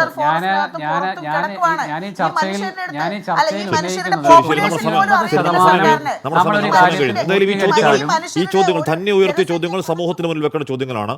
അതോടൊപ്പം തന്നെ ഒരു ദളിത് പെൺകുട്ടി 13 വയസ്സ് മുതൽ 18 വയസ്സ് വരെ പോയ 5 വർഷക്കാലങ്ങൾ 62 പേരാൽ പീഡിപ്പിക്കപ്പെട്ടു എന്ന് അവൾ പറഞ്ഞ് അതിൻ്റെ 28 പേർ കസ്റ്റഡിയിലായിട്ടും എന്തുകൊണ്ടാണ് നമ്മുടെ മുഖ്യധാരാ മാധ്യമങ്ങൾക്ക് അത് വലിയ വാർത്തയും ചർച്ച ചെയ്യപ്പെടേണ്ട ഒരു വിഷയമാകുന്നില്ല എന്നതുകൂടി ആത്മവിമർശനത്തിൻ്റെ ചോദ്യമായി ഈ രാത്രി ഞാൻ കേരളത്തിന് മുന്നിൽ വെക്കുന്നു. എൻകൗണ്ടർ പൂർണ്ണമാകുന്നു. Good night.